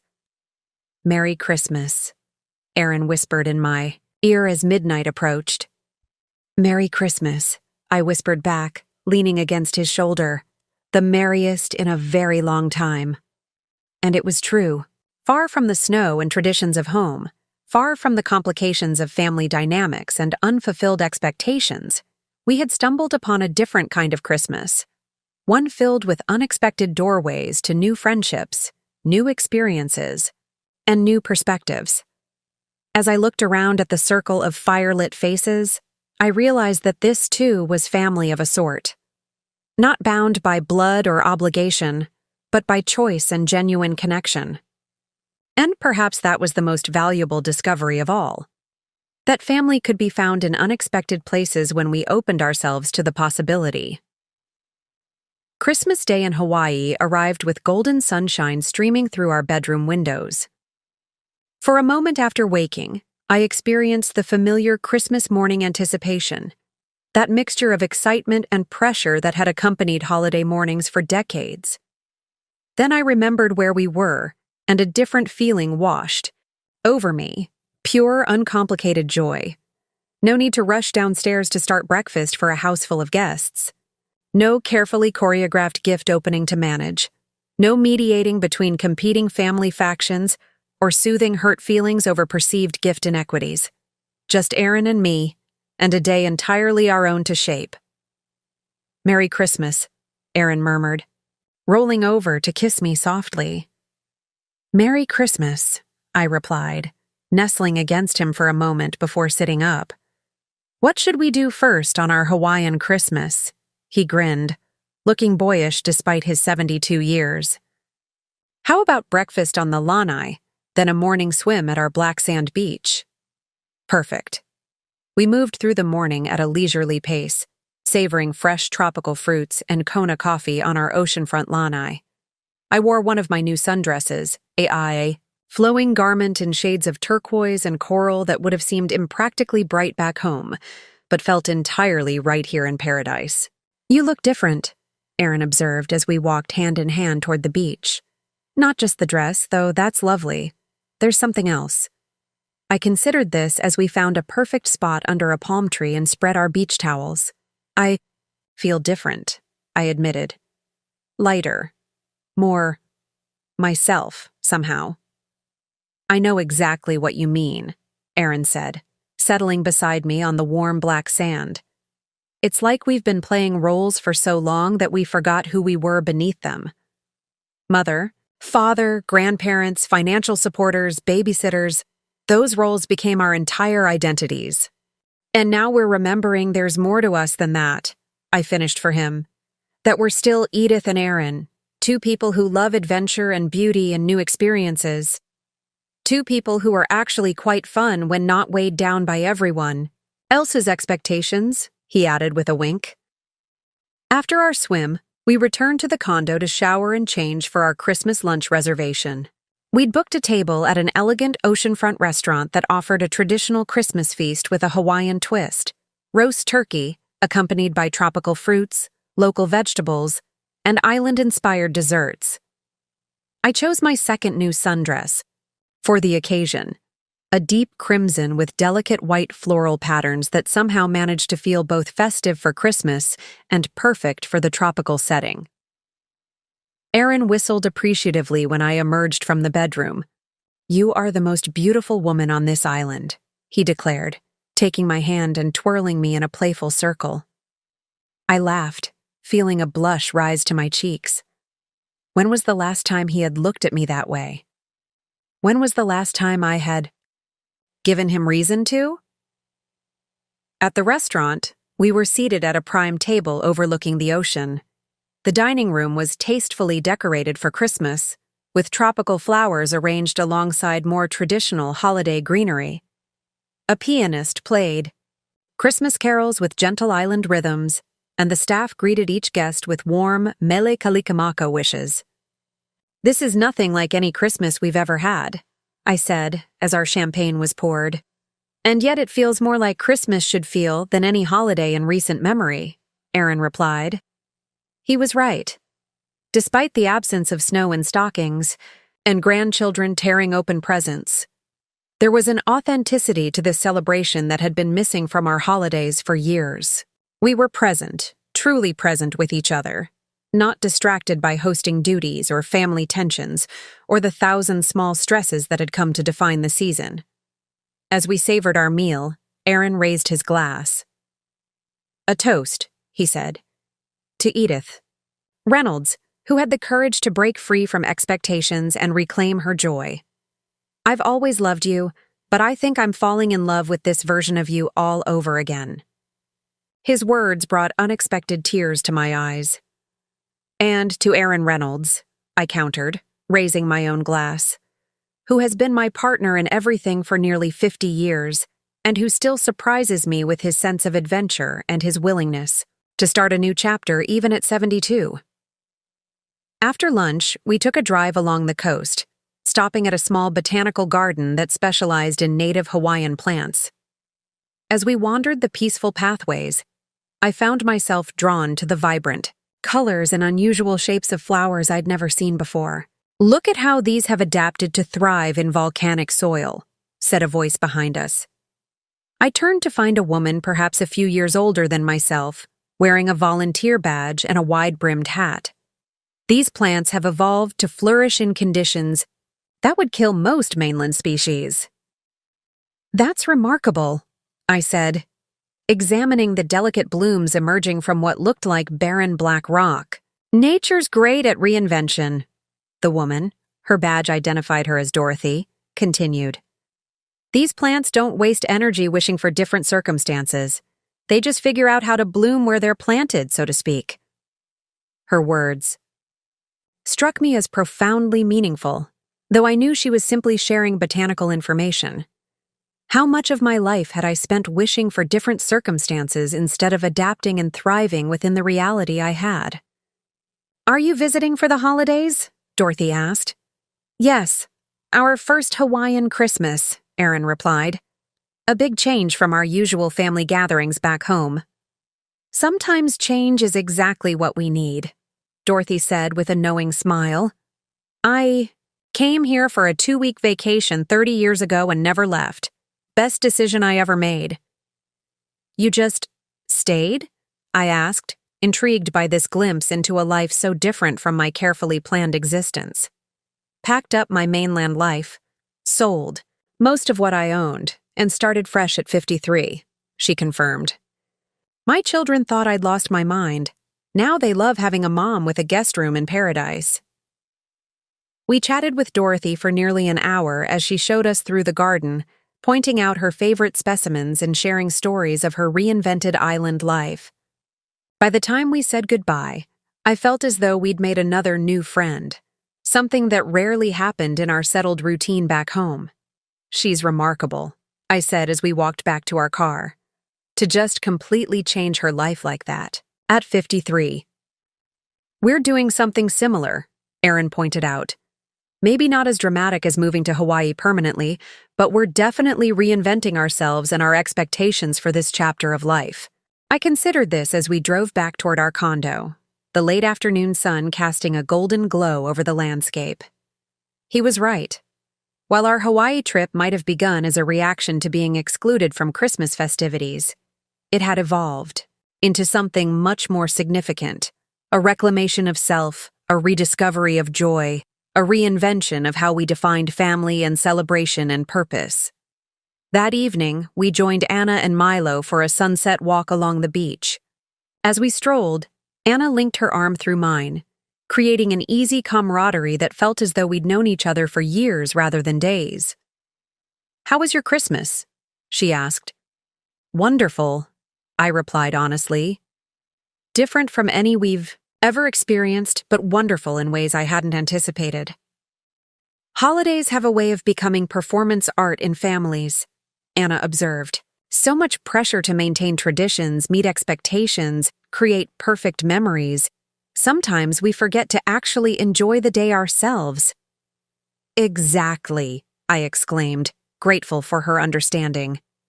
"That's exactly what happened to us over the years.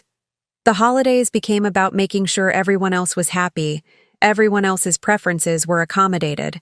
Somewhere along the way, Aaron and I became stagehands in our own family's Christmas production. And now?" Milo asked, walking alongside Aaron just ahead of us. "Now we're the leading actors in our own story again," Aaron replied, glancing back with a smile that warmed me from within.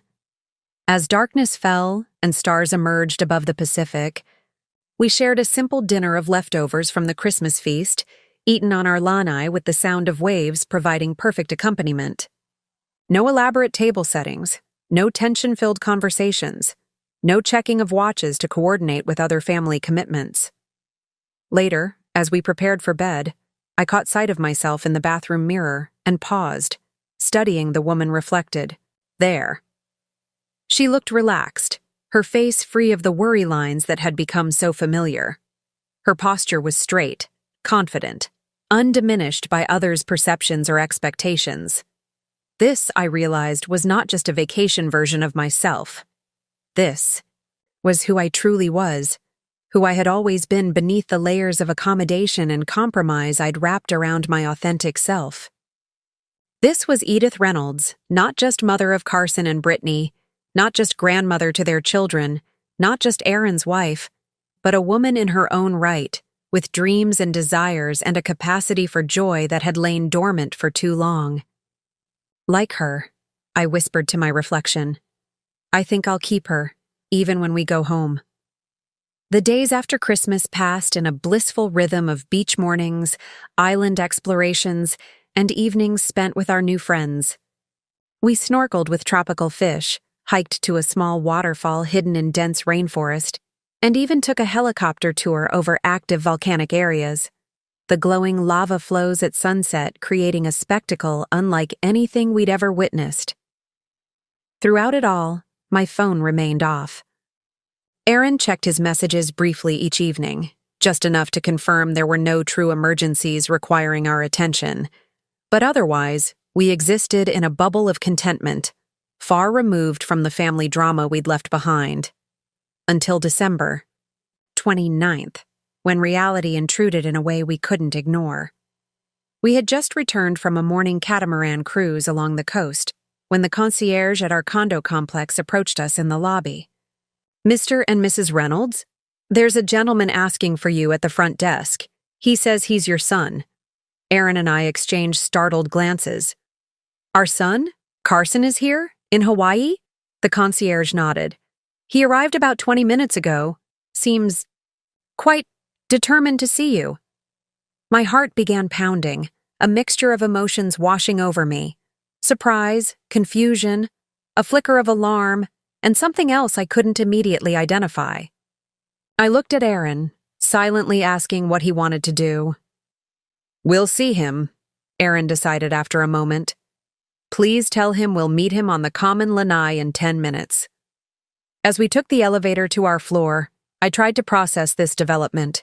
How did he even find us? We didn't tell them exactly where we were staying. Aaron sighed. My guess? He called our credit card company claiming some kind of emergency access. Or maybe tracked our phone locations, though mine has been mostly off. Why would he fly all the way to Hawaii? It must be something serious. Maybe, Aaron said, his tone suggesting he had other theories. Let's change quickly and find out. 10 minutes later, we walked onto the condo complex's shared lanai, a beautiful space overlooking the ocean, with comfortable seating areas arranged to take advantage of the spectacular views. Carson was standing at the railing, his back to us, shoulders tense beneath his lightweight jacket. Carson, I called softly. He turned, and I was struck by how tired he looked. Dark circles under his eyes, his normally clean-shaven face showing stubble, his expression a mixture of relief and something like anger. Mom. Dad. His voice was flat. You're really here. As you can see, Aaron replied evenly. The question is, why are you here? Carson ran a hand through his hair, a gesture he'd had since childhood when feeling stressed. Because you two vanished off the face of the earth without a word. Do you have any idea what we've been going through? The kids were devastated when you weren't there for Christmas. Marie Belle cried all day. Milo kept asking where his grandma and grandpa were. I felt a sharp pang at the thought of my grandchildren being upset, but I also remembered clearly that we hadn't vanished without a word. We'd been explicitly excluded from the family Christmas, and we'd made our plans known before leaving. Carson, I said carefully, you told us yourself that you wanted a smaller gathering this year with just Lucy's parents. We respected your wishes and made alternative plans, which we informed both you and Brittany about before we left. I never said you couldn't come for Christmas, he protested. though I could see in his eyes that he knew this wasn't entirely true. Perhaps not in those exact words, Aaron agreed, his voice calm but firm. But you made it very clear that our presence wasn't a priority this year. So instead of sitting home alone feeling sorry for ourselves, we decided to finally take the trip we've been postponing for decades. Carson's face flushed. This is ridiculous. You're both acting like teenagers having some kind of rebellion, running off to Hawaii, turning off your phones, ignoring all our messages. We're not teenagers, Carson, I interrupted. We're 70 and 72. We've spent our entire adult lives putting our children's needs and wants before our own. For once, we decided to prioritize our happiness. That's not rebellion. It's healthy self-care, he scoffed. Self-care? Is that what you're calling this irresponsible behavior? Do you have any idea how worried we've been? Brittany's been beside herself thinking something might have happened to you. Aaron raised an eyebrow. Yet neither of you were concerned enough to check on us before Christmas when we told you about our travel plans. In fact, as I recall, you both continued to call with various demands and complaints right up until we left. Carson had the grace to look momentarily abashed before rallying. Look, whatever misunderstanding happened before, the point is that you need to come home now. The family's in chaos. Lucy's parents had to leave early because her father wasn't feeling well. Brittany and Thomas had a huge fight on Christmas Day. The kids are all upset.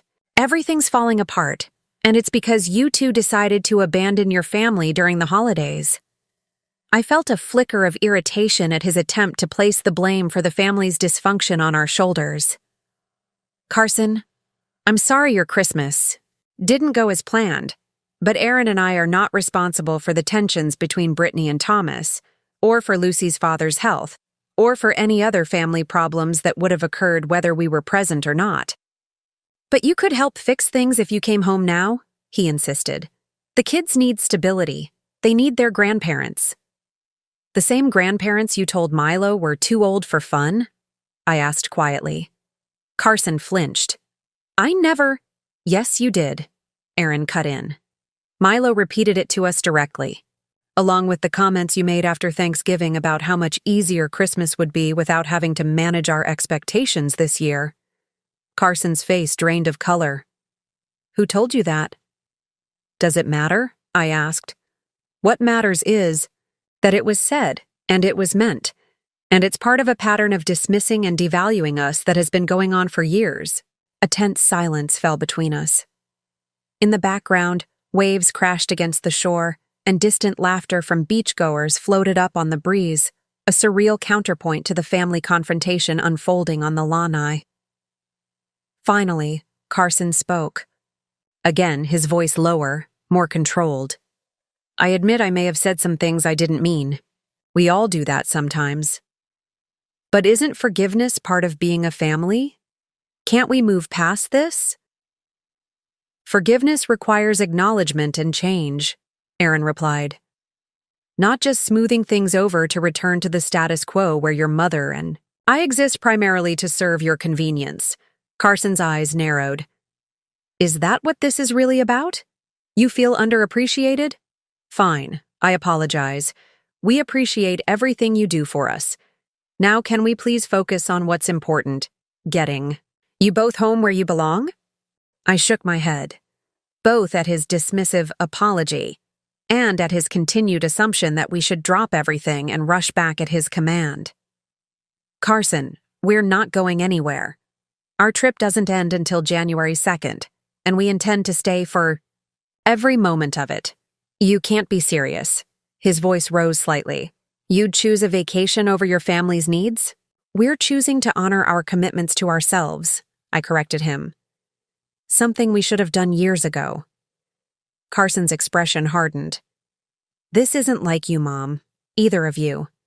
You've always put family first. Always. And we still value family deeply, Aaron assured him. But somewhere along the way, putting family first became code for sacrificing our own needs and dreams to accommodate everyone else's demands.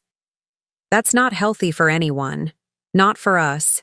And honestly, not For you and Brittany either. Carson paced a few steps, clearly struggling to process this shift in dynamic. So that's it? You're just changing the rules? After all these years? We're not changing the rules, I said gently. We're changing our response to them. We're still your parents. We still love you and your sister and all our grandchildren dearly. But we're also Edith and Aaron, two people with our own lives, our own relationship, our own dreams that deserve respect and priority. He stared at us for a long moment, as if seeing strangers where his parents should be. I wondered what he was thinking. If he was finally recognizing us as full human beings with needs and desires independent of our roles in his life, or if he was simply calculating a new approach to get what he wanted. The kids really do miss you, he said finally, his voice softer. Especially Milo. He keeps asking when you're coming back. We miss them too, I said truthfully. And we'll be home in 4 days. Perhaps you could take a picture of us here to show them? Let them know we're safe and happy and thinking of them? It was an olive branch of sorts, and after a moment's hesitation, Carson nodded, pulling out his phone. Aaron and I stood together at the railing, the brilliant blue Pacific spread out behind us, sunshine illuminating our faces. We smiled.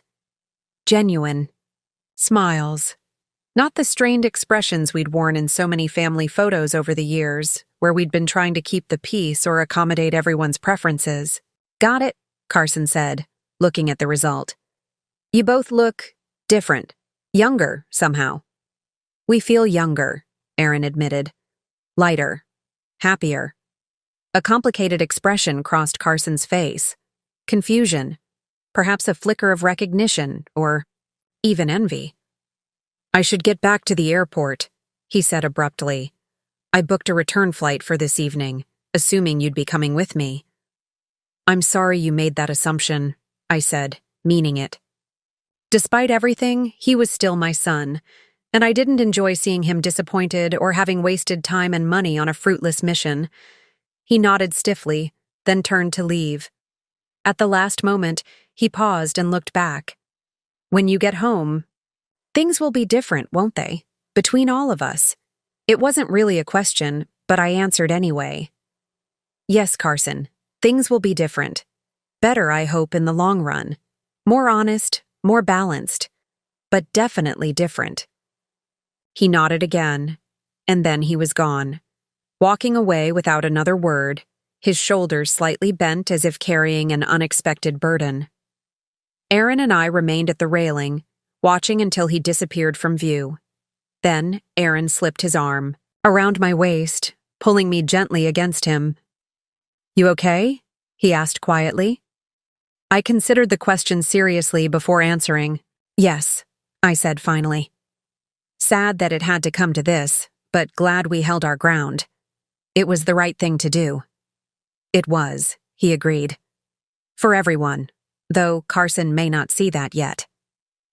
As we turned to walk back to our condo, I realized what the unidentified emotion had been when I first heard Carson was here. Relief. Relief that confronting the past hadn't shaken my newfound sense of self, hadn't undermined my commitment to this healthier path forward. The old patterns had been tested, and for the first time in longer than I could remember, they had not prevailed. That day after Carson's unexpected visit dawned with a brilliant sunrise that bathed our condo in golden light. I had slept surprisingly well, unburdened by the guilt that might once have plagued me after such a confrontation. Instead, I felt a quiet sense of pride in myself, in Aaron, in our shared commitment to maintaining the healthy boundaries we'd established. Over breakfast on the lanai, Aaron checked his phone briefly, his expression thoughtful. Carson made it home safely, he reported. And apparently he shared that photo of us with the family. How do you know? He handed me his phone. There was a text message from Marie Bell.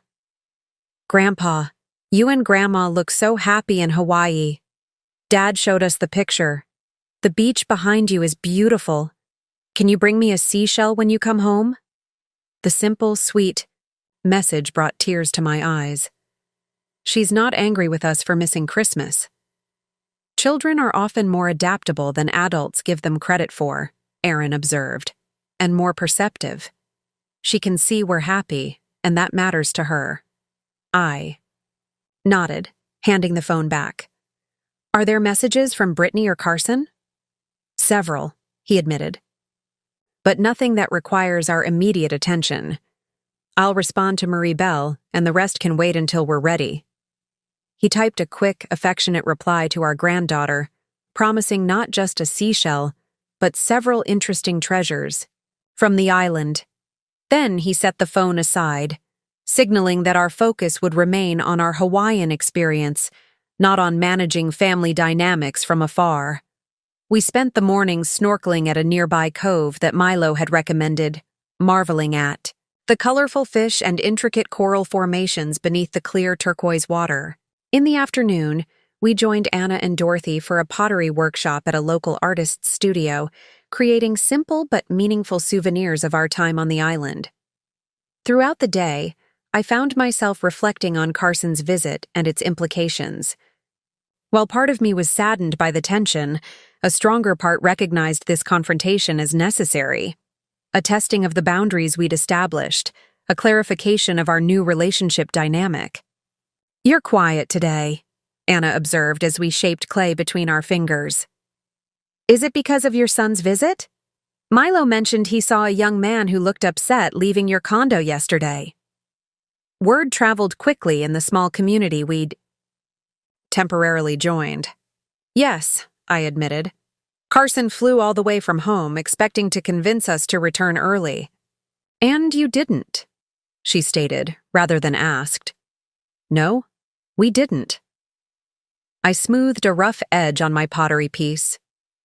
It would have sent the wrong message, that our time, our choices, our happiness are less important than whatever family drama is unfolding in our absence. Anna nodded approvingly. Good for you. The first test of new boundaries is always the hardest. It gets easier. Does it?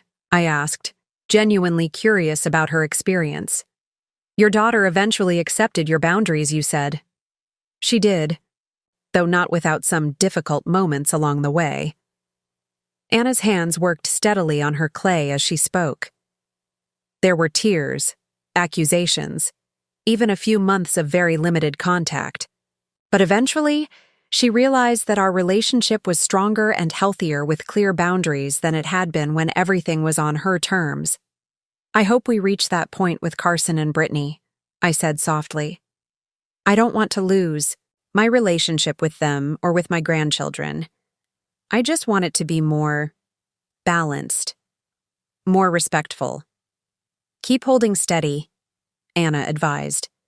Don't yield on the important things, but look for opportunities to connect in new, healthier ways. Eventually, they'll adapt, especially if they see that your boundaries aren't about rejecting them, but about honoring yourself. Her words stayed with me throughout the afternoon and into the evening, when Erin and I enjoyed a quiet dinner at a small restaurant overlooking the harbor. As twilight descended, painting the sky in watercolor hues of pink and lavender, I shared my thoughts with him. I think this is the real test, I said. Not just taking this trip, not just standing our ground when Carson showed up, but maintaining these boundaries when we go home. It would be so easy to slip back into old patterns. Erin reached across the table to take my hand. We won't let that happen, he promised. This isn't just a vacation alternative, Edith. It's a turning point. We've remembered who we are beyond our roles as parents and grandparents, and I have no intention of forgetting again. I squeezed his fingers, drawing strength from his conviction. Nor do I. Besides, he added with a small smile, we have our living inheritance fund to plan for when we get home. All those someday dreams we're finally going to pursue. The thought sent a thrill of anticipation through me. We'd already discussed using part of our newly designated personal fund for the European river cruise in the spring, and perhaps a cooking class in Tuscany the following fall. Travel was just the beginning. There were art classes I wanted to take, and Aaron had mentioned joining a local hiking group. For the first time in decades, I was looking forward to the future with genuine excitement rather than a sense of duty or obligation. Whatever challenges awaited us upon our return home, whatever resistance Carson and Brittany might still offer to our new boundaries, I knew we were strong enough to face them together. That night, as we fell asleep to the sound of waves breaking against the shore, I felt completely at peace. We had confronted the past, held firm in our resolve, and were moving forward into a future that honored both our family relationships and our own needs and dreams. The balance we had struck felt right, like coming home to ourselves while still leaving room to love others from a place of wholeness rather than depletion. News of Carson's dramatic visit to Hawaii spread quickly, through our family network and beyond. By New Year's Eve, our phones began lighting up with messages not just from our children and grandchildren, but from extended family members, old friends, and even acquaintances from our hometown who had somehow heard portions of the story. "Your sister called," Aaron told me as we prepared for the New Year's Eve beach party Anna and Milo were hosting. "She wants to know if we've come to our senses yet, or if we're still abandoning our family responsibilities." I sighed, fastening a pair of pearl earrings that complemented my festive linen dress, another new purchase that I would have considered frivolous just weeks ago. I suppose I shouldn't be surprised. Marie Belle has always been quick to judge without hearing both sides. There was also a text from Lucy's mother, Aaron continued, scrolling through his phone. Apparently, she's deeply concerned about our erratic behavior and hopes we'll seek appropriate help when we return home. Despite the seriousness of the situation, I couldn't help but laugh. Appropriate help? For taking a vacation that we paid for ourselves? For choosing to spend Christmas in a beautiful location rather than being excluded from family celebrations? The nerve of that woman. Aaron set his phone down, his expression thoughtful. It's interesting, isn't it? How quickly people rush to judge when someone steps outside the expected boundaries, especially older people like us. As if turning 70 means we should quietly fade into the background and exist only to support the younger generations. Or as if setting healthy boundaries is somehow selfish when you're a grandparent, I added, smoothing my dress. No one seems concerned about whether Carson and Lucy were being selfish by excluding us from Christmas in the first place, Aaron nodded, adjusting his collar in the mirror. People see what they expect to see. They've always known us as the dependable parents and grandparents who prioritize everyone else's needs. When we finally prioritize our own, it challenges their comfortable narratives. Well, they'll just have to adjust their narratives, I said, with newfound confidence. Because I have no intention of going back to the way things were. The New Year's Eve celebration was a joyous affair, held on the beach under strings of twinkling lights. Anna and Milo had arranged for a local band to provide music, and tables laden with food and drinks lined the edge of the sand. Tiki torches cast a warm glow over the gathering, their flames dancing in the gentle evening breeze. As midnight approached, our newfound friends formed a circle near the water's edge, plastic champagne flutes in hand. Anna called for everyone's attention, raising her glass. "Before we toast the new year, I'd like to follow our tradition of each sharing one thing we're grateful for from the past year, and one hope for the year ahead." The circle moved clockwise, each person offering thoughtful reflections. When my turn came, I took a deep breath, surprised by the emotion welling up inside me. I'm grateful for the wake-up call that pushed Aaron and me to finally take this trip we've dreamed of for decades, I said, my voice steady despite the tears threatening to form, and my hope for the new year is that we continue to honor ourselves while finding new, healthier ways to connect with our family. Murmurs of approval and understanding rippled through the circle. These people, most of whom we'd known for barely a week, seemed to grasp what we were going through in ways our own family couldn't or wouldn't. After Aaron's turn, he expressed gratitude for rediscovering my remarkable wife beyond her role as mother and grandmother, and hope for many more adventures together. Anna squeezed my hand warmly. Not everyone will understand the choices you're making, she whispered. But those who matter will eventually come around, and those who don't come around perhaps didn't matter as much as you thought. As midnight struck and fireworks burst over the ocean, Aaron and I shared a kiss that felt symbolically significant, not just welcoming a new year, but embracing a new chapter in our lives together. Around us, our new friends cheered and hugged, the celebration lasting well into the early hours of the morning. The following day, as we participated in the New Year's Day outrigger canoe paddle that Milo had invited us to join, my phone buzzed with a notification. It was a social media alert, something I rarely paid attention to, as my accounts were, mainly used to keep up with family photos and announcements. During a break on a small secluded beach, I checked the message and was surprised to find that Brittany had posted publicly about our troubling holiday choices. The post described how Aaron and I had abandoned family traditions and chosen a selfish vacation over the grandchildren's happiness, concluding with concern about the increasing self-centeredness of the older generation. The comments section was divided. Some, mainly Brittany's friends and Lucy's relatives, expressed sympathy for our children's position and concern about our mental state. Others, particularly people our age, defended our right to enjoy our retirement and set boundaries. One comment stood out from a woman I'd worked with years ago. After decades of sacrifice raising children and helping with grandchildren, don't Edith and Aaron deserve some joy of their own? Why is it selfish when grandparents prioritize themselves occasionally, but not when adult children expect constant support and availability on their terms? I showed the phone to Aaron, who read through the post and comments with a raised eyebrow. "Well," he said finally, "it seems we've become somewhat controversial in our old age."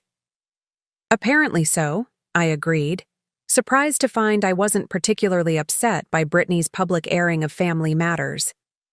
"What do you think we should do? Respond? Ask? Her to take it down?"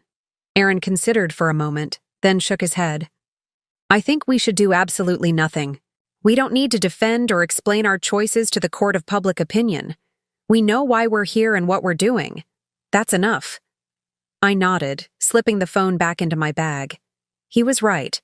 The judgments of others, whether supportive or critical, were ultimately far less important than our own inner certainty that we were on the right path. As we pushed the outrigger canoe back into the crystal-clear water to continue our New Year's paddle, I realized that freedom from the need for others' approval was perhaps the most significant boundary we had established, and the most liberating. Our final days in Hawaii passed with a bittersweet quality, each moment precious precisely because we knew it was coming to an end. We filled those days with experiences rather than souvenirs, collecting memories that would sustain us through the winter months ahead. A sunrise hike to a volcanic crater, an afternoon learning traditional lei-making from a local artisan, evenings spent in conversation with our new friends on the beach as stars appeared overhead. On our last full day, Aaron and I returned to the black sand beach where we had first experienced the magic of the island. We spread our towels in the same spot beneath a swaying palm tree and sat in comfortable silence, watching waves break along the shore. "I've been thinking," I said finally, "about what this trip has taught us." Aaron turned toward me, his expression open and attentive. "And what have you concluded, Professor Reynolds?" he teased gently. I smiled at the old nickname. He had called me that in our early years whenever I grew philosophical. "That living fully requires courage," I began. "The courage to recognize when patterns no longer serve you. The courage to disappoint others in order to be true to yourself. The courage to redefine relationships even when it's uncomfortable." Aaron nodded thoughtfully. "That resonates with me. I would add that it's never too late to reclaim joy. We spent decades believing that our purpose was primarily to serve our children's needs and wants. It took us until our 70s to remember that we also matter, that our dreams and desires haven't expired just because we've grown older. Exactly, I agreed. And I'm struck by how quickly we internalize the message that setting boundaries is somehow selfish, especially as parents and grandparents. As if loving someone means always being available, always saying yes, always putting their preferences before your own. When in fact, Aaron continued, the healthiest love has boundaries. It respects the personhood of everyone involved. It doesn't demand self-erasure from either party. We fell silent again, watching a young family playing at the water's edge, parents helping a toddler dip hesitant toes into the gentle surf. I wondered if they would navigate family dynamics more wisely than we had, or if they too would gradually lose themselves in the roles of parent and provider. Do you have regrets? I asked Aaron suddenly. About waiting so long to make this change? About all the trips we didn't take? The experiences we postponed? He considered the question seriously before answering. Not regrets exactly. Raising Carson and Brittany gave us profound joy too. But I do wish we had found a better balance earlier, that we hadn't swung so far toward sacrifice that we lost sight of ourselves in the process. I nodded, understanding exactly what he meant. I keep thinking about something Dorothy said, about how Hawaiian plants adapt to flourish in volcanic soil instead of wishing for different circumstances. I think that's what we're doing now. We can't change the patterns of the past 40 years, but we can adapt going forward. We can bloom differently in this stage of life.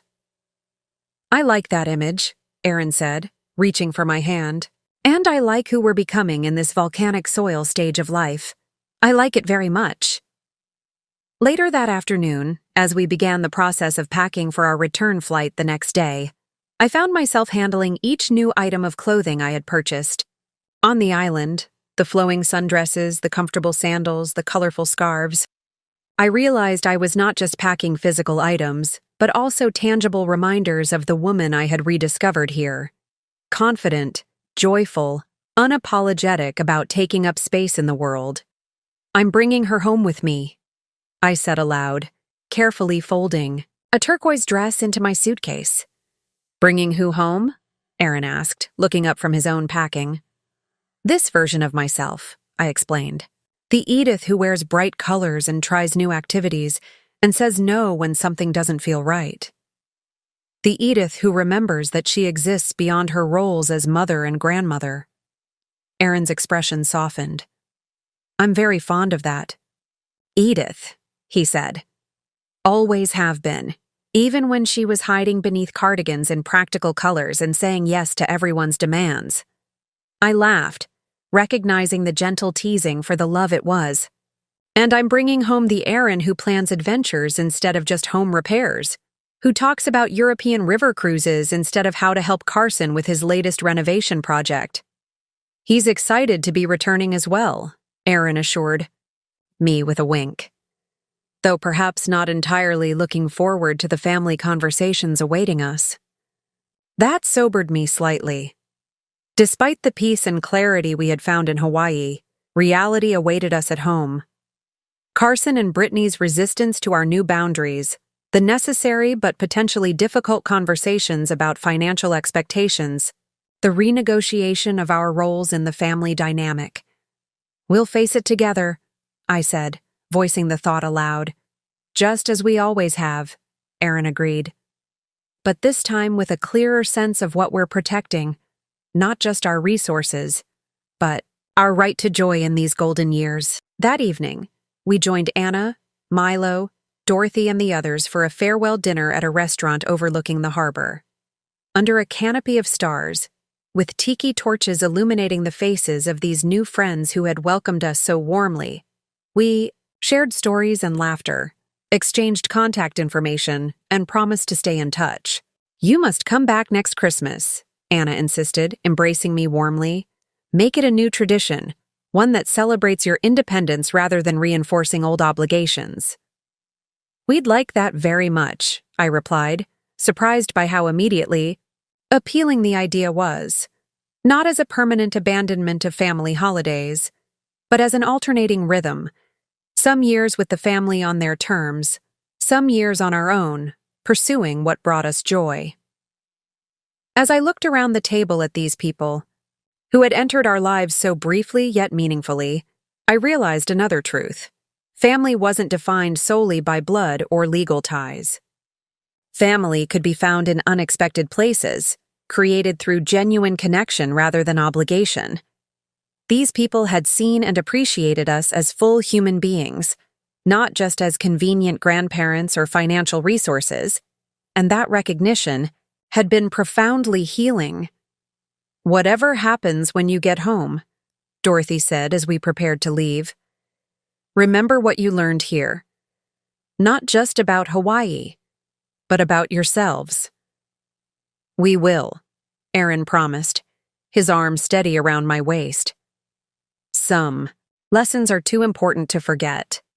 Walking back to our condo beneath a canopy of stars, I felt a deep sense of peace. Whatever challenges awaited us at home, we were returning with something precious and irreplaceable. The wisdom that comes from remembering your own worth, from reclaiming your right to joy, from establishing that love doesn't require self-erasure. It had taken us 70 years to learn these lessons. But as Aaron had said, better late than never. Our return flight to the mainland carried us through time zones and weather patterns, from the tropical warmth of Hawaii back to the winter chill of home. As the plane began its final descent, I gazed out the window at the snow-covered landscape. Below, so different from the black sand beaches and palm trees we had left behind, yet familiar in its own way. "Ready?" Aaron asked, squeezing my hand as the wheels touched down. "Ready," I confirmed, feeling a calm certainty that surprised me.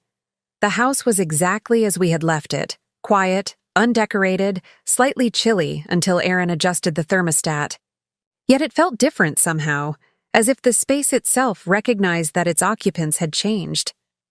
I moved through the rooms with new eyes, seeing possibilities rather than limitations, noticing beauty in the simplicity we had cultivated over decades together.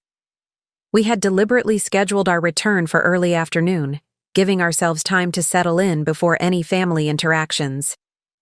By unspoken agreement, we waited until after dinner to turn our phones back on, bracing ourselves for the barrage of notifications that would undoubtedly await. The messages came exactly as expected.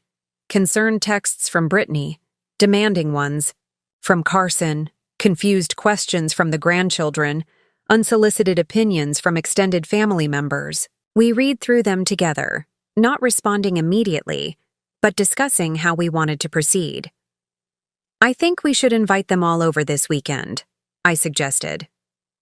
"Have one clear conversation about how things will work going forward, rather than addressing each complaint or demand individually." Aaron nodded.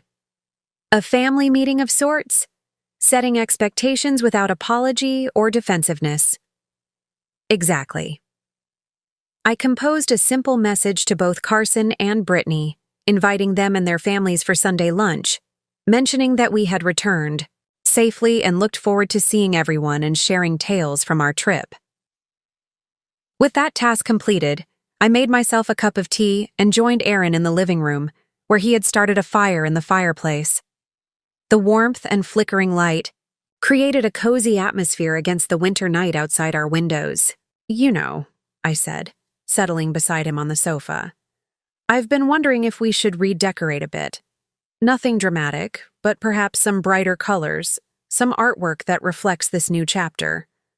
Aaron smiled, his arm coming around my shoulders, to draw me closer. "I think that's an excellent idea. This house should reflect who we are now, not just who we've been." We spent that evening and the days that followed re-establishing our home rhythm, but with subtle differences that reflected our Hawaiian epiphanies. I wore my new colorful clothes rather than returning to my practical neutral wardrobe. Aaron researched local hiking groups and photography classes rather than immediately tackling Carson's list of home improvement requests. We contacted our financial advisor to begin establishing the living inheritance fund we had discussed. When Sunday arrived, bringing with it our first family confrontation, we were ready, centered in our new truth, committed to maintaining. Healthy boundaries, but also genuinely excited to see our grandchildren and share the appropriate parts of our adventure with them.